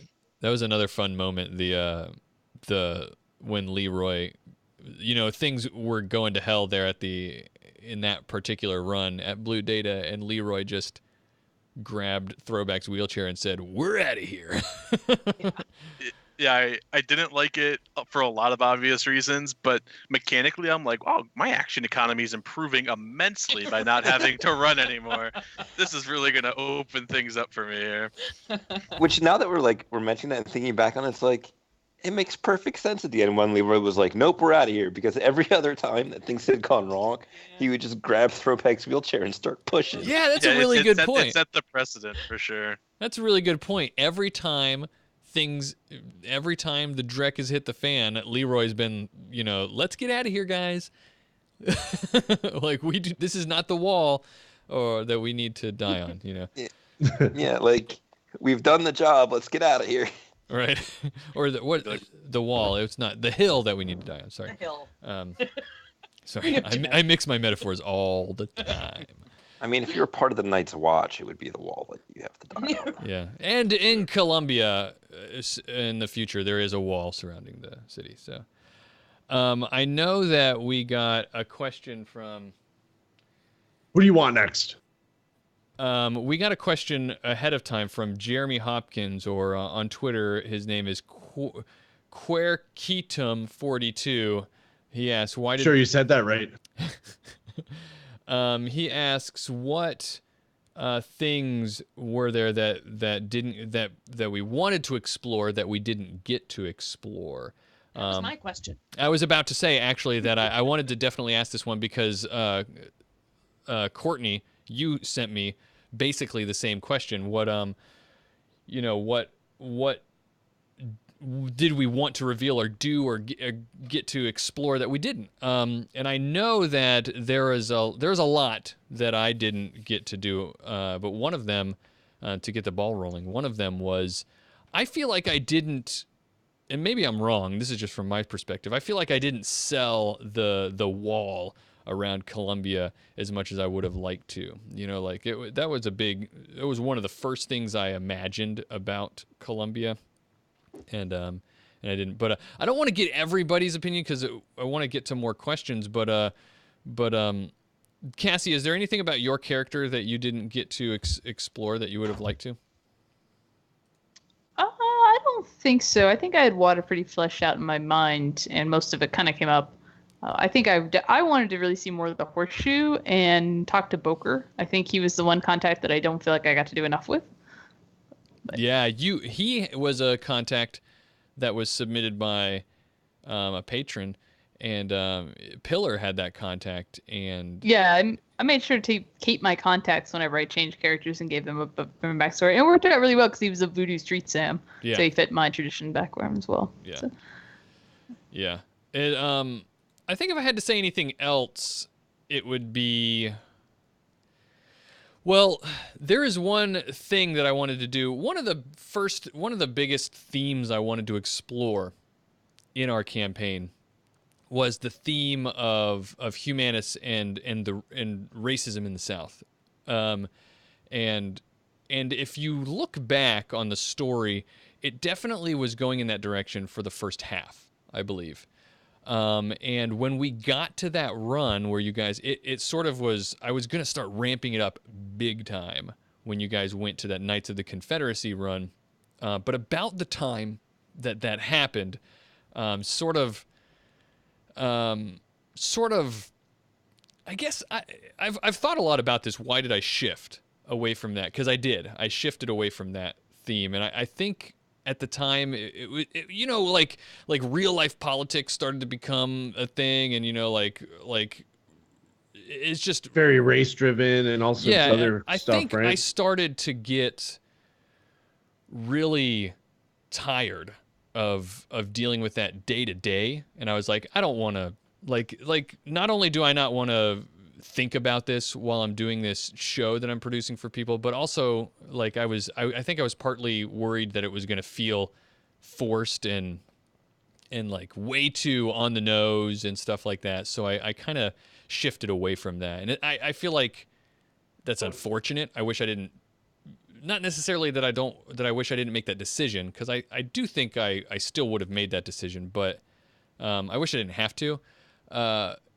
One thing that I wish that we didn't get to do that I wanted to do really bad was there was this whole arc that we were going to explore with Elric's character that had to do with ghouls. And that's what I shifted to. I was going to focus things a lot on ghouls, because Elric's background. This is actually a big secret. Nobody knew anything about this. At least we never even hinted at it really on the show, because it was going to be a big part, a big like embarrassing or controversial part of his history. Right? He had some ghoul history. Yeah, Elric had a bit of a skeleton in his closet, particularly since his sister. It's all sort of tied in with his sister and his education. He left Columbia and went north and went to school at an Ivy League school, MIT, and that was all sponsored. His parents were not rich. They were, upper middle class and doing well for a time, but he could not have afforded going to a school like that if not for corporate sponsorship. And his corporate sponsor was, of course, the beloved As Technology. Right. He was picked up and recruited for that. But that doesn't mean he's running around doing blood magic or doing any sort of creepy stuff like that. He learned a lot of alchemy and just worked for the corporation mostly in lab-based stuff. But one of the things was, once his sister's infection became known, they came and brought a project to him that they wanted to have him involved with. Mm-hmm. That would help save the world from this big problem of the ghoul virus, right? And the nasty ghouls that were out there that hurt his family and his sister and everything. So that's how he got dragged into this sort of patriotic As Technology search for a solution to take care of the ghoul problem, and that was to alchemically adapt essentially astrally active bacteria to specifically hunt and kill ghouls. Yeah. And it was tested and used, and a large amount of ghouls were essentially murdered in a biological attack that greatly affected Anna, who was Pillar's, I think, crush that we didn't really explore too much with in the campaign. Anna that was something that Elric that eventually realized that was a horrible thing, and that's why he left the corporation, walked away, had his sin wiped, and came back to Columbia. It also coincided with his sister getting out of prison, right? So he was there to kind of help secretly make things up to her for his big epic murderous mistake, and that's a lot of the time been in the back of his mind. And the only real hinting at it that we've seen has been, I think, when we had that bounty hunter character that showed up, and Elric was totally nervous that the bounty hunter was looking for Elric, either the As Technology was, or someone found out of his involvement with a biological attack, and he wasn't actually involved in deploying it. But anyway. Yeah, there was an entire that's Elric's huge big secret. Yeah, there was an entire huge arc that we were going to explore there, and it had a lot to do with Anna, who we only saw very, very briefly. One of Pillar's contacts, and we gave her a body, right? Like I accidentally killed someone. We gave her a body. Yes, that's what it was. You had to get rid of a body, and that was where she was. You were delivering it to her, and I wanted to do a lot more with that character, and there was supposed to be a whole arc about it, and there was going to be this conflict and tension between Elric and probably Pillar, because Pillar has this not only is she close to Anna and in turn the ghoul community, but she was a carrier of that virus herself, right? Mm-hmm. Yeah, she was a carrier, and she had gotten infected by Anna and her community of ghouls unintentionally, just by accident. Yeah. Anna was just a friend of hers, and she'd been helping with it. But so yeah. Yeah, and I was excited to explore a lot of tension there, and just we obviously it never happened. So, do we have another question, Damien? I'm not looking at anybody in particular. Maybe is there an Eon question? There is certainly an Eon question. Okay. Certainly. Let's see. There's a couple of them, actually. Pick the best one. 42-23. The best one is clearly the 5 years one. All right. Well, we'll do 2 Eon questions here. The first one, we've kind of touched on it, but I think there's still space to go on it. Gardemanger asks, what was the hardest part of adding Eon as an AI PC mid game? Like, was there any specific challenges you may have faced there? Fitting into it, I guess. As far as from my perspective, I hadn't listened to the show before, other than in just pieces, and I'd overheard Cliff playing sometimes, but I wasn't clear on the backstory and everything, as far as like from the beginning. And by the time it occurred to me that I should be doing my research, there was much too little time left to be able to, to drink it all in time. And so I was kind of faced with this, how is she gonna be acting if she just flips and changes? So at the very least, I made it a point to listen to some of the more recent episodes up to that point. Right. And then I quizzed Cliff a little bit too. And I think, was it you had mentioned the zoo thing from before, or was that something that Damien had mentioned when we talked? I'm like, oh, okay, that'll work. I just wrote down a few things, like she wanted to go to the zoo with Payday. Right. She never got to go to the zoo. She never got to go to the zoo. She never got to go shopping for clothes with Wada either. I mean, come on. Yeah. But I had all these little notes written down, like with each in particular person, and I was going to have her. This is another part of her 5-year plan. I was going to have her start picking up knowledge skills related to all of those interests. So she was picking up a fashion knowledge skill in anticipation of that trip. Right. She was going to be picking up, I forget what, like an art skill, I think, based on what Elric could do and stuff. But yeah, you really ran with the idea that Eon just almost became self-aware, right? Like you kind of took that as to be like as motivation. It seemed like for how you were going to build her. Like she's this new, almost like in terms of knowledge skills at least. This tabula rasa that she's. What do you do if you have the capability, the technical capability to find out anything you want to know because you are part of the Matrix, and suddenly you're self-aware. Like, what do you do? Well, you've got these people around picking you. up whatever the hell you want, and you probably don't have that social conditioning to tell you can't. Right, and we talked about that, and I know you said that you thought like there's these people around her, around Eon, and maybe the first thing she might want to do is connect with them. Right. So, I like that. Yeah.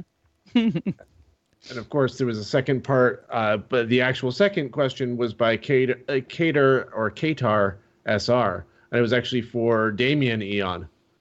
So I guess I'll ask myself this question. When you were still playing Eon 2, how hard was it to play 2 characters at once and have them have conversations and such? And I will say incredibly, way more than I thought it was going to be, actually. You did a great job, though. Thank you, but it felt tough. Like, one of my pet peeves is when GMs have characters sit there and talk to each other. So, like, it kind of rubbed off on me as a player as well. So I tried to make any kind of times where they were both interacting, where they would bounce off other characters instead of basically having conversations with myself. You did a wonderful job of that, because I was worried about that too. And you did that. You made sure that basically Payday and Eon almost never, before Courtney, they almost never on screen had a conversation just between the two of them. No, and I mean, when I took a lot of inspiration from a character that Bamps used to have on the Runner Hub for how I was going to kind of make them interact, and the fact that they weren't going to kind of be something that kind of almost finished off each other's sentences, but it didn't work out that way. It really didn't go that way at all. I thought it worked really well also that you never had them talking to each other because Payday, and correct me if I'm wrong, I think I'm right because we talked a lot about this, but Payday for the longest, even continuing after Courtney started, even after, Eon's turn, Payday thought of Eon as, or at least tried to think of Eon as just a program not worth communicating to.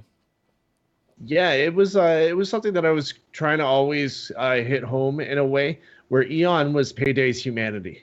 He had nothing left of his own that way, and no connection to, himself as a actual person anymore.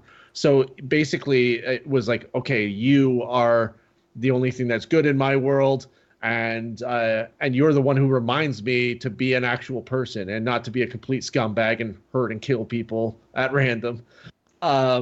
Give me something to live for, and she did. So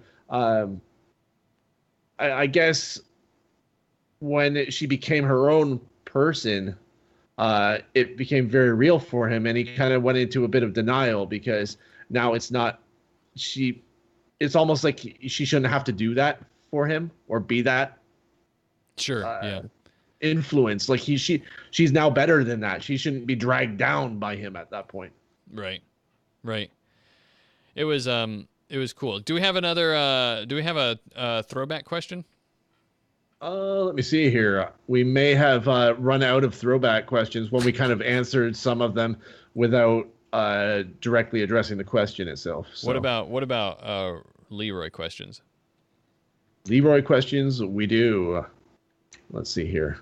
Garde-Manger asks, Leroy, what was your biggest regret in how Leroy interacted with the world in hindsight? What relationship with a PC or the environment would you want to change if you could? I wish that I would have gotten the opportunity to shoot Elric. Yeah, that was such a joke, man. That would have been great. In the moment that Elric got shot, as he was always worried about, like, hey, maybe I'll get shot on a run so Leroy won't actually have to shoot me. And the moment Elric gets shot is like just after Leroy abandons them. It was like it was a long bullet. It was a long running joke thing, and then it was like I would have liked to have seen, like, they're sitting. I was like, it was a job well done or whatever after we did some run. And then he like just puts his arm around. He's like, you know what? There's one thing we got to do, kid. And Elric's like, what? And Leroy just shoots him like through his own jacket. No, it wouldn't be like what? It'd be like, oh no, you don't have to. Yeah, I feel like that was always on Elric's mind. He would not have been caught off guard. It was often on Elric's mind, yes. There was a second part to that question, wasn't there? No, well, yeah. Is there something that you wish that you could kind of change to that respect? I guess shooting him. I would totally go back and shoot him if I could. Yeah. It's like, just one time right in the back. That's all we need. That would have been a great moment. Yeah. Are there any? I want to get through a couple since we have about 15 minutes left. Just pick some out, pull some out. Are there any juicy ones for Elric or anything? Yeah, there are some good ones here. Wait, hang on. There's one that I saw in chat that isn't addressed towards anybody, so kind of towards Bobby. Bobby, was Rudolph. This is from Zarin Black. Was Rudolph ever going to become a villain, or is that kind of left up to us to decide as the players? So I had no plans for him to become a villain. He was truly, I really liked playing with the mysterious nature of Rudolph and this sort of like, he's this guy who has this strange power and control over this huge community.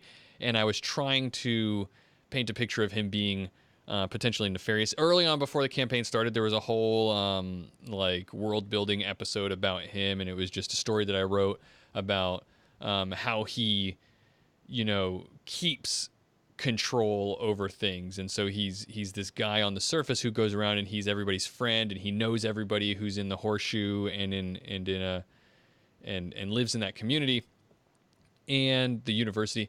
And but the way he keeps control of things is he's definitely got this darker side, but that Rudolph himself believes that he had nothing but good intentions, and he believed in the goal of protecting and harboring metahumans. Again, one of the big themes from the beginning was racism.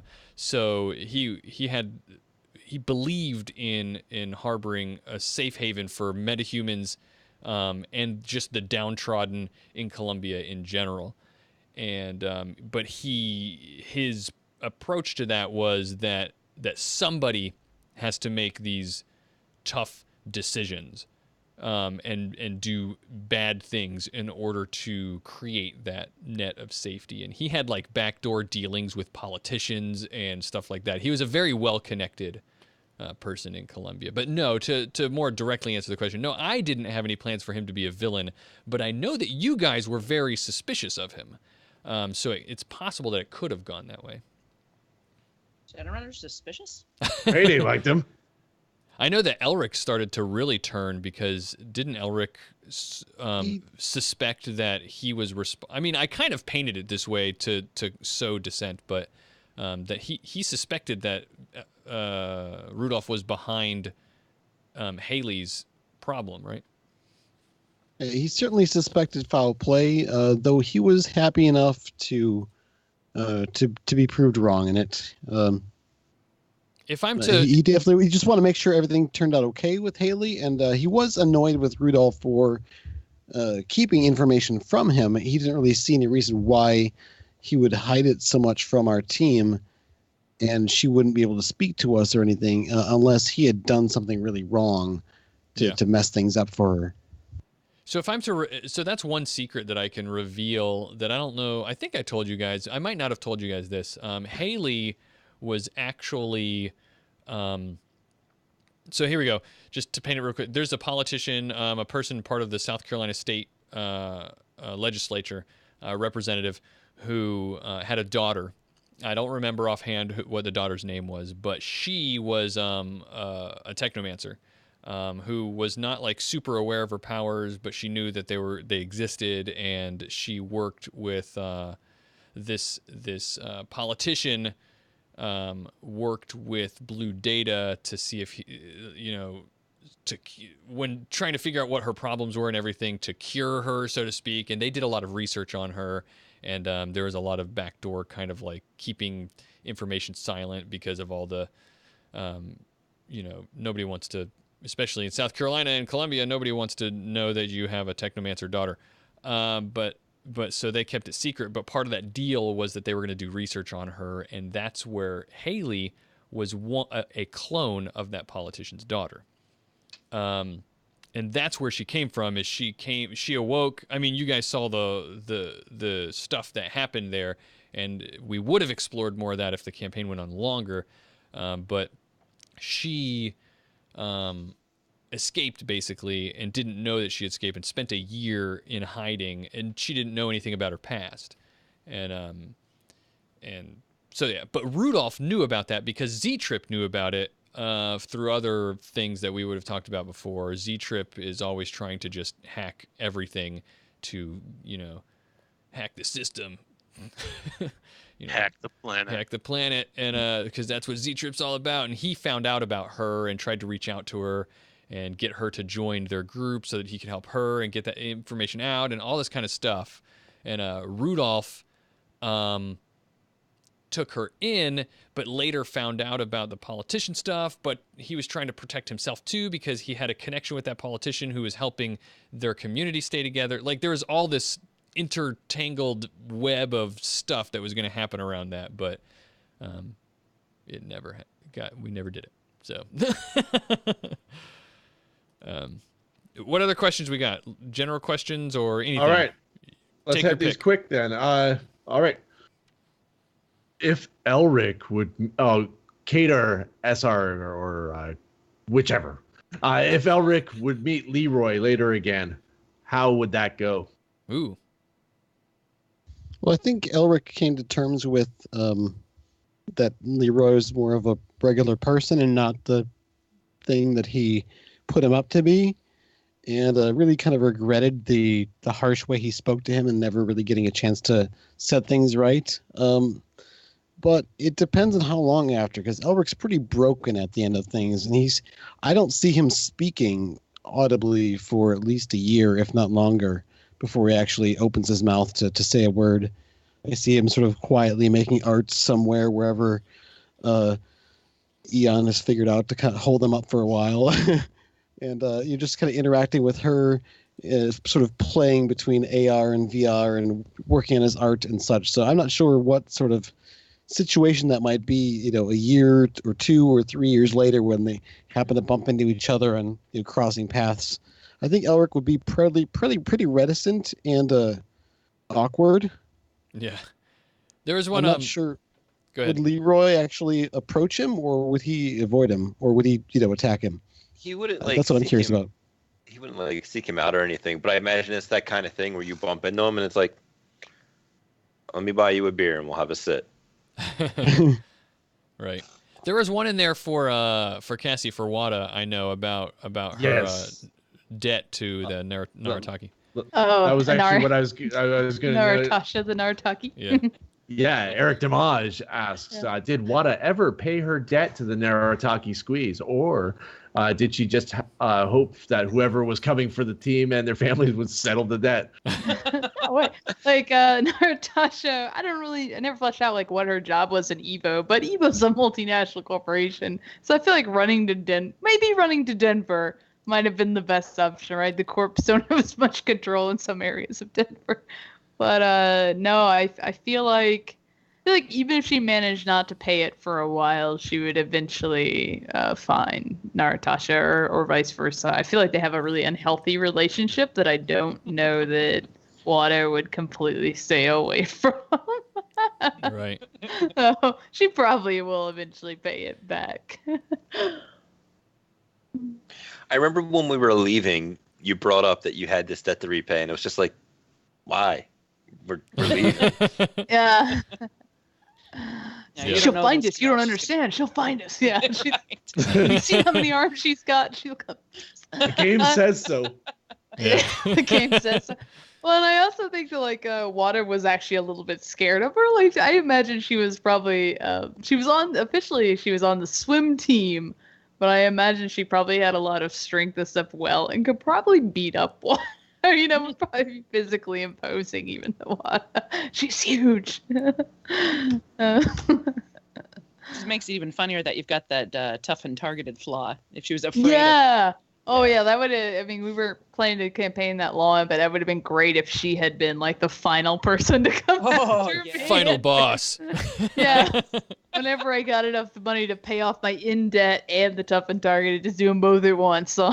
Oh man, it's just like Mortal Kombat. What's this guy's name? Goro?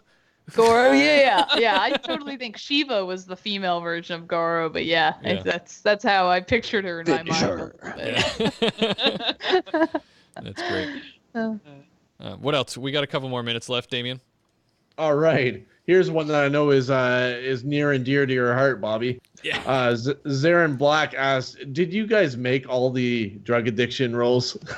I have been digging in really, really deep to drug addiction rules lately because I have a future video where I'm going to dig into drug addiction and the mess that it is in Shadowrun that I've been working on a script for.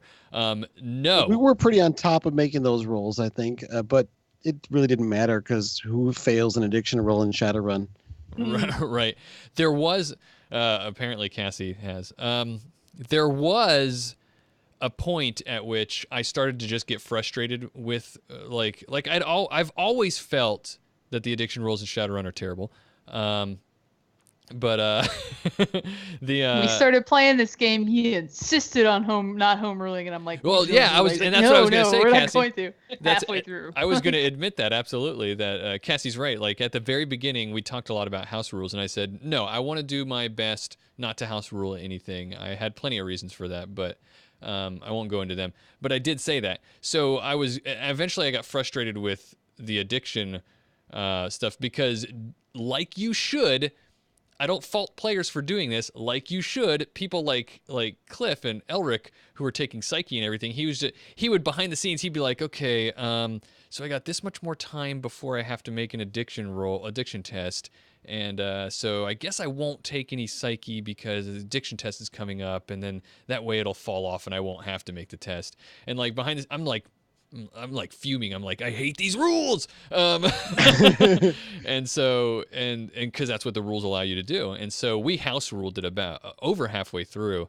I said, I did this whole like spreadsheet analysis of how terrible the rules were, and I came up with a version that was actually almost exactly what the Runner Hub uses, to give credit to them. And with that, though, you still have an extremely low chance, but at least you're making it in the session. So if you're going to be using edge on that test, that's edge you don't have in the middle of that run. Yeah, one of the biggest changes that I think, to give a spoiler, I guess, to part of what I want to talk about in this future video I make, one of the biggest changes I think that should be made to the addiction rules is that addiction tests, at least in some part, should not be done after the fact during downtime some, months later. They should be done at the time that you use the drug. It should probably be mentioned, though, playing the resident drug addict of the group. Payday's BTL thing, we never bothered with because the negative quality that forced him to actually use BTLs to actually have his personality be certain things was enough, essentially. Yeah. That's something I wish I had paid more attention to and played with more. But yeah, absolutely. We talked about that too. We felt like, no, you are forced to use these things in order to have a personality, basically. You have to, your personality is on manual, you're on stick shift. And so it was something that Damien was always thinking about. And I did feel like that was enough of a penalty. I love the way Elric ended up using a beetle at that one pivotal moment and just being like, yeah, these are awesome. A moment ago, I was suicidal, actually. And now I just feel nice. Speaking of Elric and drugs, I did solicit some favorite moments from the community some week or two ago, and I won't go into all of them, but one of them was that people said was when Elric took what was it? Was it nitro? Nitro? Yes. Which was the first and last time Elric will take nitro. Yeah. That was really, really great. It was so good how you did that.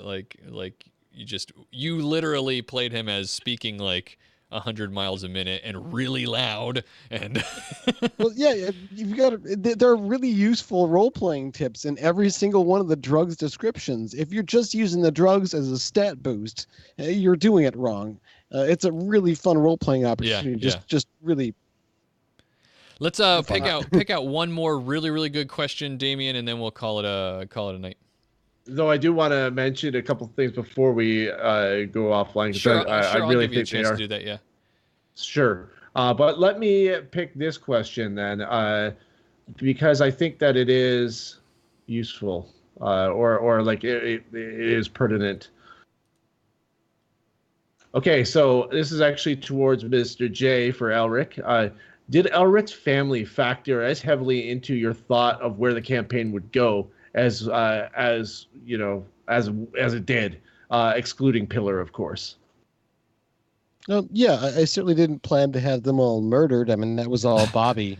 But, I'll take credit for it. Yeah, I knew they were going to play an important role, and I also love having characters that have family. I mean, there's the classic trope of my character's an orphan. We're all orphans who don't have family, and sure. It's more interesting to have that family that you have to deal with. And when Elric went to go see his family and get into a big fight with them, that was him trying to get them to, back away because he knew there was going to be heat from, a different direction than it actually came. But it was interesting trying to see Elric try to save people that he ultimately couldn't. Yeah. You said there was something you wanted to say before we adjourned forever? Yeah, absolutely. I it was actually something I brought up to you in a private conversation about a couple of weeks ago or so, is especially after watching the new Blade Runner, and I'm not going to throw any spoilers out because I would have killed anyone who did that to me. But there's essentially a AI girlfriend or wife in that reminded me of things that Eon could have been when I had first started this. I guess made this character. So your actual girlfriend. And I yeah, and I actually wondered, like, what if I had actually made Payday embrace that instead? Like, what if I went with a digital girlfriend, and how much more detached he might have been from reality if I would have actually went with that, like living BTLs, literally artificial girlfriend. We could have seen a very different Payday, and it's just something that I kind of wish that I might have done. But at the same time, happy I didn't. So it's been something that I was kind of turning around in my brain that I just want to throw out there, especially after seeing the movie and being inspired. And the other thing I wanted to say was my favorite thing in the campaign was Captain Calabash. And I think that it would be we would be remiss not to mention him in this. Yeah. Neptune's nutsack. Neptune's nutsack. Yeah. Yeah. I wish I should have. I thought about going back and camping out some audio, like select pieces from episodes. I should have gone back to that one and gotten that from his speech. That was, I certainly did not improvise that whole speech, guys, when it happened. I wrote that, but that was a super fun session. Mm-hmm. I think, Cassie, you've said before that was your favorite session of all of everything we did, right? Yeah, of everything we did, definitely the whole Mana Storm arc was really fun. It was a favorite moment on my part whenever Bobby had given me the amount of money to pay the team, and then I lowballed them hard, and they were like, okay, because it was still more money than they made on any other job. And I'm like, oh shit, I'm gonna get to keep like 30 grand. Right. I need to let this slip. Wada did get to keep And that is one thing more. that I will say over the course of that campaign is Bobby is probably the stingiest GM that I've ever had. Oh my god. Karma and Nguyen. Yep. Yeah, I we don't know had how to. the heck I was supposed to end up with a cyber arm with my own spur that I crafted and enchanted. But these guys came to me with payout, like almost like pitchforks at some point. No, I'm exaggerating a little bit, but they were like, "We are not getting enough karma." Behind the scenes, we cheered when Justice Shields got popped. Yeah, they did. If the fixer's gonna get us paying jobs. Yeah, but they told me, they were like, "We're not getting enough karma," and I was like, "Oh, maybe you're right." And at that point, we started doing like consolation karma for each session we played, right? Yeah. So, but anyway, we could probably sit here and talk forever about stuff. There's so much fun that we had, and I would be remiss if I didn't, absolutely thank all of you guys who are listening to this right now, live and at home after the fact. It was a lot of fun, and I would not have kept doing it if I didn't get the feedback that I did from you guys. So, I know that I learned a lot from this whole thing, and it was just a ton of fun. And there will be more in the future, as hopefully even better, and because like I said, I learned a lot from this. So and of course, and I mean this sincerely, this isn't just an afterthought. This is the best Shadowrun campaign I've ever played in. So I have you guys to thank for that. So. Nice. Thank you so much for running. So much fun. Yeah, it was fun. Yeah. I had a great time with it. I did not want it to end. Yeah. Definitely. It was a blast. Definitely Cliff And I came was around grumpy about that. and was less terrified of all of you for sure. You're all very nice people. Yeah, I think you've met most of us now in real life too. Yeah, most of you. Not all of you though. Yep. So thank you guys very much. Thank you guys all for listening. Keep tuning in. Keep, stay tuned, I guess is what I'm trying to say. There will be more in the future, and I will make sure that everybody knows about it, what we decide to do, and where you can find it. So, And speaking of which, this Thursday is the time slot in which we would have played the Complex Action actual play had it not been retired. And that's going to be our playthrough of the Boston Lockdown, Shadowrun Chronicles. Oh, yes. Thank you so much. I hate to miss an opportunity to self-promote. Right. But I have been pushing that a lot.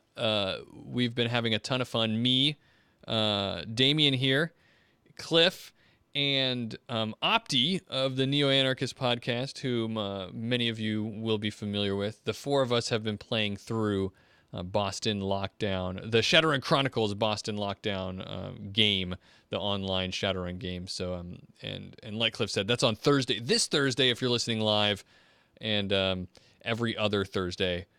So you can always see that and all the other shows that we have going on for the Shadowcasters Network at shadowcasters.network/schedule. All our stream schedule is on there. So, thank you guys. Thank you to everyone. I keep saying thank you over and over again. So instead of having long, drawn out, awkward goodbyes like I always do, that I'm going. No, you hang up. Yeah, because this one wasn't awkward at all. I know. So to end the awkwardness, I'm just going to play some of this, and I will see you guys when I see you.